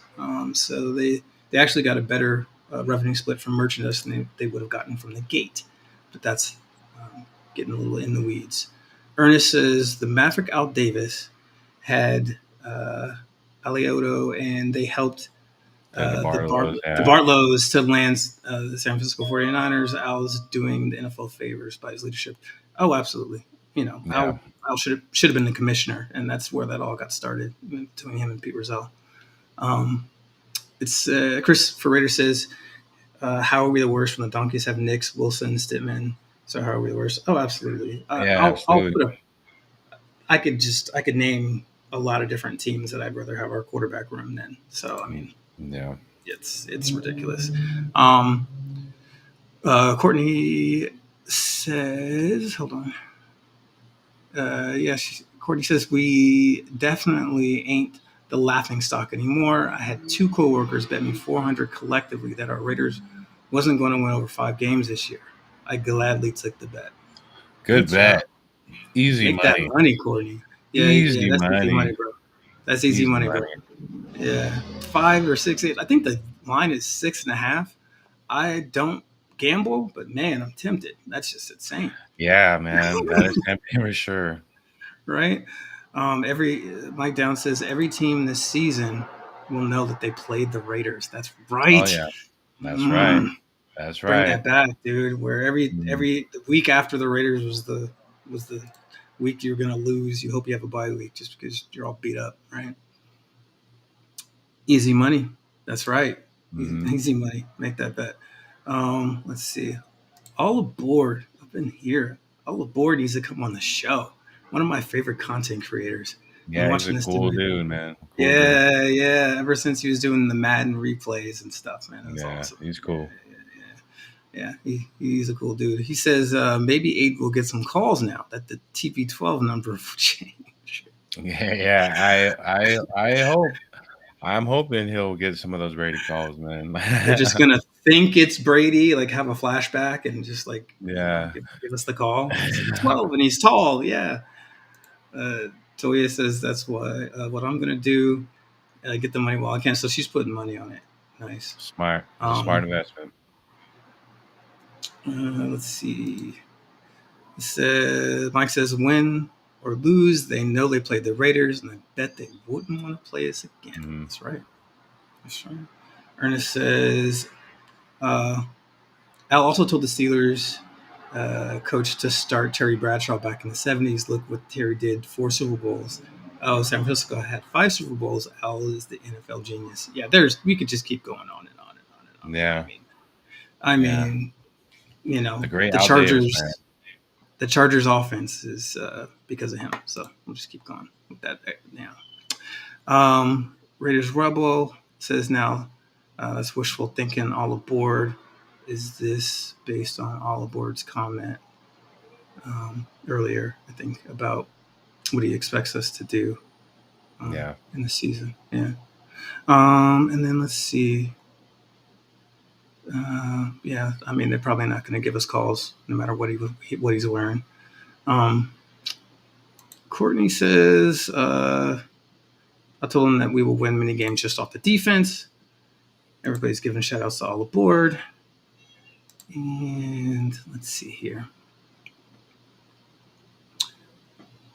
Oh, yeah, we're big money now. The NFL is never going to embrace us, bro. Yeah. Not until, I don't know, this like group of owners passes it on or something, maybe. There's just a lot of bitter stuff. They had to pay us a lot of money out of pocket. Yeah. So, yeah. And let's see. Aiden's going to excel on the West Coast. Absolutely. I agree. Let's see. Raiders Rebel thinks we're going to have a top 10 defense and a top 10 offense, possibly. Nice.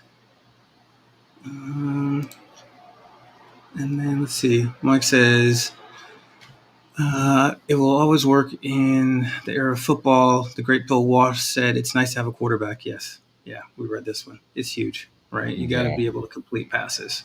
So more than have a huge arm. CBS has a 7-10. Good. Yeah, God. they're haters, man. Good God. All right. Well, Haters. most looks like we got 11-6 from Chris for Raiders. 2 games above 500 from Los Angeles Raider. Me, not me, but me says you got us with 10. If we steal one from KC, it's 11. Okay. Hilarious thought they have us rated as one of the worst quarterback rooms, but isn't Garner's career stat better than Trevor Lawrence? This is true. This is true. Let's see. Curse Raiders at 500. Okay, yeah, 10 or 11 wins. Yeah, he's saying still. Keaton is a steal. Absolutely. Absolutely. We got a lot of steals. I'm going to put out another UDFA video just on 5 more players that I think are absolute steals out of our class. So I think we got 10 players that are actually roster worthy. So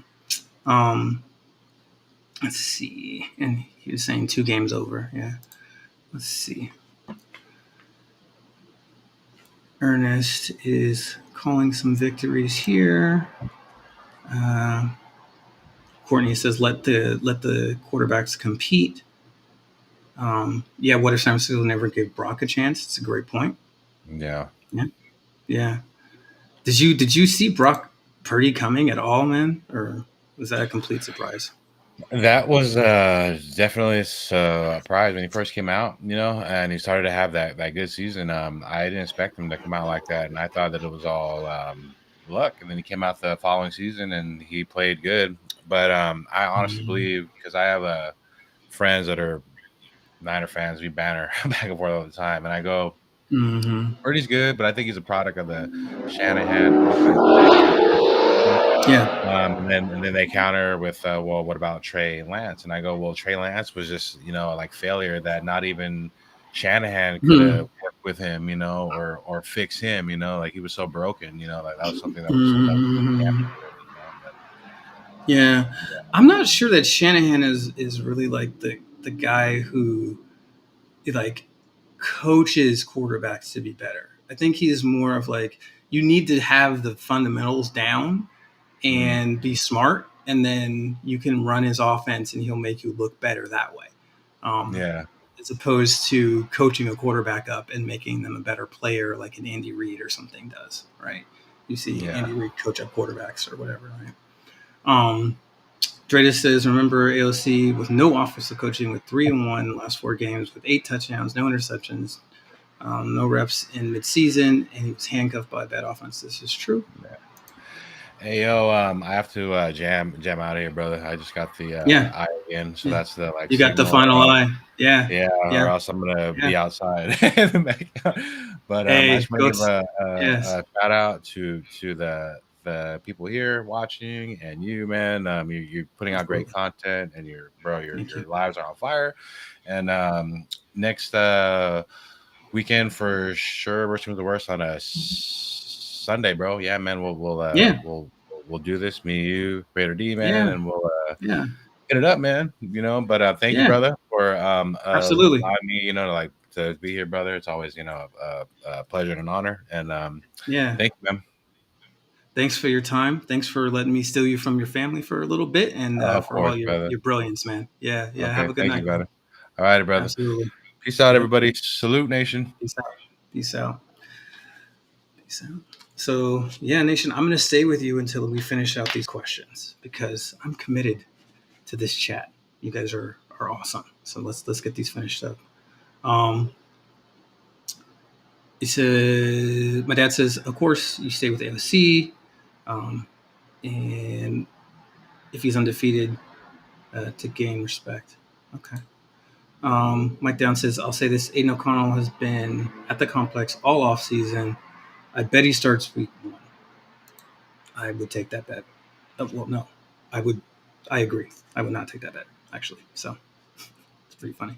Raise Rebel, you can't expect any quarterback, even Tom Brady, to make a throw when the defender knows what the player is and what's coming. I think we're talking about what the play is and what's coming. Talking about the Super Bowl versus Gannon.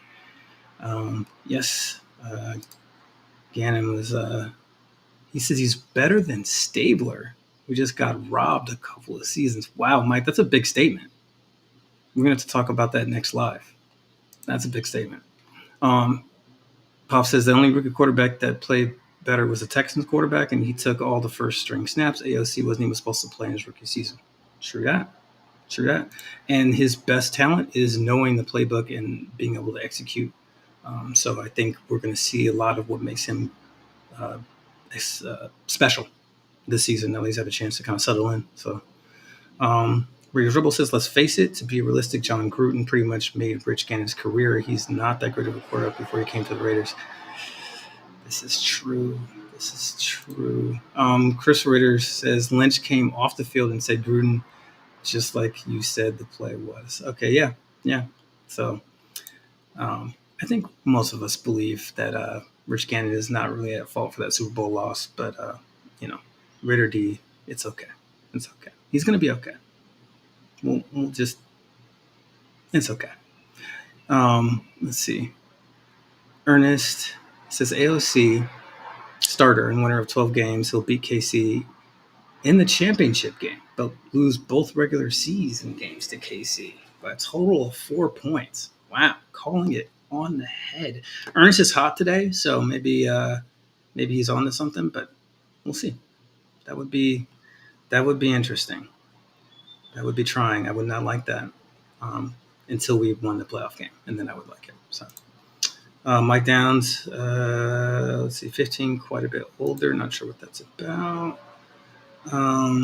Me says ASC is a true dog for him. To change his number to 12 tells me a lot about his confidence.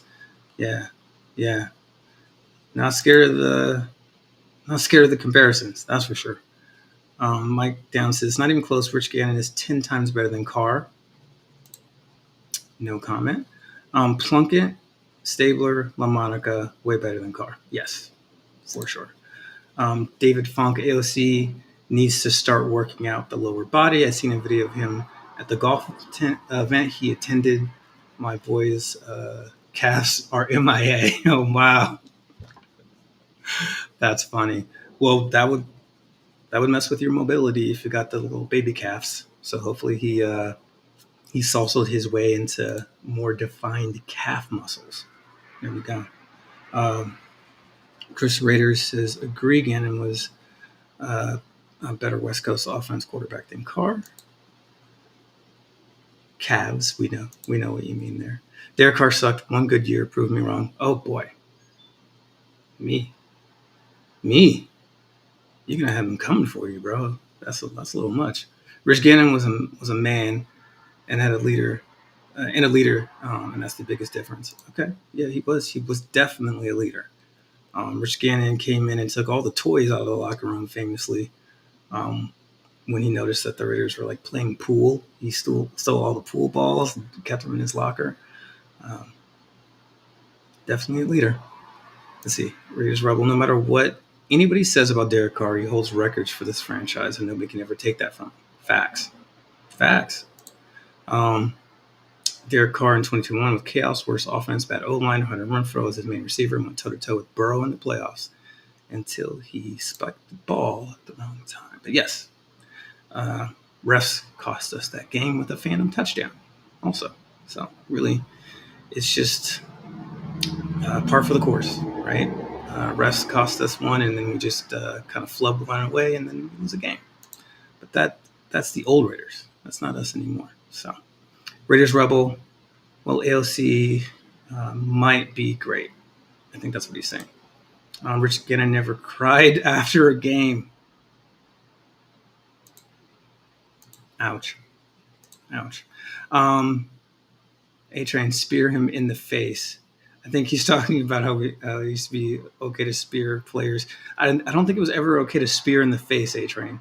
The head slap was okay, but spearing in the face, I believe, has always been illegal. Courtney Garrett says Carr's leg injury ruined his whole confidence and thought process. Laugh out loud. He started throwing the ball away without any pressure coming at him. Absolutely.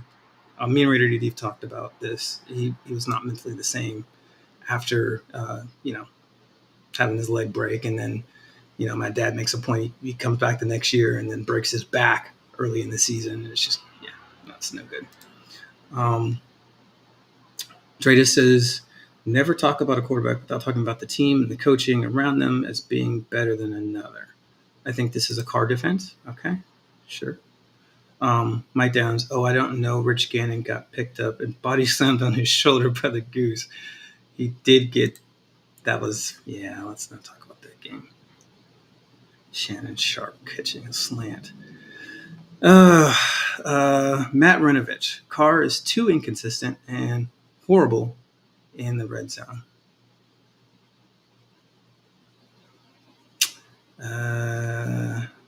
Chris Rader says Carr won't make it to that game. A lot of Carr talk here. Mike Downs says, yes, you can in some ways. Look how many one-handed catches we see all the time now. That was weird back in the day. Okay, I think she's saying that the receiving is better nowadays. I don't care if we win by one.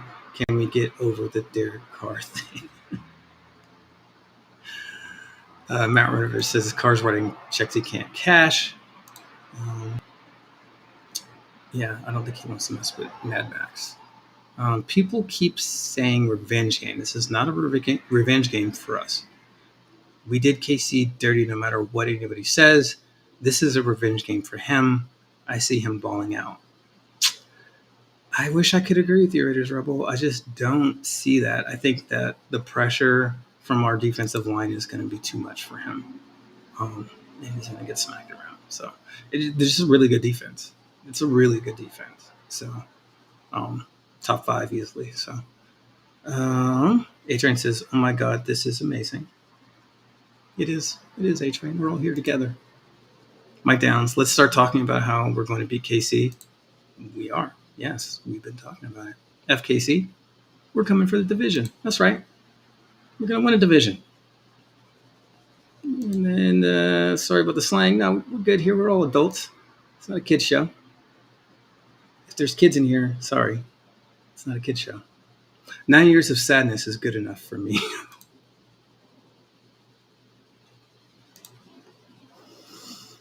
DC fakes an injury so you won't have to play it. See, I don't. That's rough. I don't think that's true. Can anyone imagine Carr trying to wink and butter up Max, but then he gets smashed by Christian Wilkins? Yeah. That's the problem. That he's not friends with Christian Wilkins. So. Red Rebel A-Train. The 1 year we had a solid team around Carr, we made it to the playoffs. We were 11-4 with him. Other than that, he had no weapons. They traded Gabe Jackson. That was in for Carr. Okay, we've been down this road before. A-Train put Minshew on the Saints, and he has a better season than Carr. Wow. Okay. Wow. Aiden O'Connell, secret power. He's a cold weather quarterback. Big, important one there. Cold weather quarterback. Played at Purdue. That has been an issue previously with another player who we won't talk about because we've been talking about him too much. Right, Chris for Raiders, that McDummy that ruins quarterbacks and suppose the quarterback was sure. Okay, yeah. Tony, yes, I agree. Raiders Rebel, his family and him are still Raiders fans. He will retire a Raider, I believe. That's right. Once a Raider, always. It's just for now. He should fail miserably until he doesn't play for the other teams. Courtney says, I would rather see Mac retire as a Raider than Carr. Mac was traded by Gruden. Carr left on his own and made sure the Raiders didn't get any draft capital for him. This is a good point. Although Mac has had chances to come back and has not. So I wonder how he feels about the Raiders organization after what happened with that trade. So, Mike Downs, that's awesome, but can't wait. Let's see. But let's talk about now. Hayden O'Connor will go down as one of the great. Okay, you think Aiden's going to be one of the great Raider quarterbacks? Okay. What's up, GMX? What's up? We have to support him. I believe that's true. Christopher Raider says Carr can come back to the Raiders, throw one pass, and retire from football. Does he have to throw a pass? Can he just do the press conference thing? Tony Shepard, salute. And I will pass the message on to Raider D. We will win the West. I believe that's true. Dreda says, stop blaming Carr for McDaniels. He's the worst. Okay. I think McDaniels is definitely the worst. Still open to fighting him at any point. So if you hear this, Josh, let's get it down. We can get in the squared circle. We can make it for charity. Anytime. For real. And that's not even a joke. Carr is not with the Raiders because of McDaniels. This is true. Well, partially. There was 8 other years, but okay. Mike Downs, great drama talk. Let's talk about we're going to beat KC. Yes. Let's see. 1-day contract for him. What's in his demand for sure? Let's see. We need to renegotiate his contract now. I don't see the Raiders paying in $40 million next year. Maybe we're talking about Kuntz. Lauby is going to start as our kick returner and go from there. Yeah, he could start there. He might end somewhere else. So, look, Amir might be a surprise cut, guys. I know Raider D feels differently, but he might be a surprise cut. Dude had a losing record. This is Carr. Carr is the only quarterback to start significant games for the Raiders and have a losing record. Sheffer said, totally expect and prepared to play FKC 3 times. Home playoff win against those folks. We'll say folks. Mike Downs. That is effing cuckoo for Cocoa Puffs. I don't want Derek Carr near our organization if Lee retires Raider. That's fair. Yeah. Tony says salute to Matt M. What's up, Matt M? We got fans in the chat. Courtney says, Mike, we're saying the same thing. Okay, I guess you guys were going over something. And GeoMX says the problem the Raiders have had the last 20 years has been coaching. On paper, our roster has always been good, but our coaching has been disastrous. This is true. Let's see. Who do y'all see not making this roster that was on it last year? Okay, so I already went with Amir Abdullah. Who else might not make the team? Sam Webb is in trouble. Everybody that played running back on our team last year is in trouble, I guess, because we probably only keeping 4. Let's see. Christian Wilkerson, DJ Turner, those guys are in trouble. Let's see. Yeah, just naming some guys. I'm sure there's more, but yeah. So let's see. Dredas, our defense was best in the league over 9 games of the AP. It should have been better. It should be better after adding Wilkins. This is true. Courtney says, can't double anymore because all of our weapons are dangerous, now including Bowers, Lauby, Gallup, Guyton. Absolutely. So, yeah. I think kind of getting caught up here. Let's see, Mike Downs, there's been mobile quarterbacks every era in football. It's not new, gentlemen. I want my quarterback accurate for 20 yards. There you go. This is true. It's true. Courtney says, enjoyed the show and the content. Enjoyed you guys. You guys are awesome. Man. So I think we're going to go ahead and wrap it up here. Let's see. Maybe 1 or 2 comments are left here. Courtney says, last smart comment for me. Iron sharpens iron. The better our defense looks, it forces our quarterbacks and offensive weapons to have to bring it, which will keep everyone on their toes, including the coaches. Yeah, absolutely. You're going up against the best in practice. That can only help. Raiders Rebel says, I think I'm going to make some easy money and bet against every team. Raiders play the following week because they will not be 100%. Nice. So salute to Nation. Let's see what Pops has to say. Some people just have small calves, like most sprinters. There's the track coach coming out, my dad. Slimmer calves help with speed. Thick calves help for lifting. This is true. True, Mr. Beavers. Good stuff. And Hot Beavers. What's up, Ryan? So it looks like we're pretty caught up here. Hopefully I didn't miss anybody's important chats. But yeah, I just wanted to make sure everybody was heard. You guys, next time, make sure you guys call in too, because I want to see your pretty faces, and we can go back and forth and get really deep sometimes. So, and this was awesome. It's much longer than I thought it was going to be. Thank you guys so much. But we're going to go ahead and head out. So, yeah, stay hot and good night now.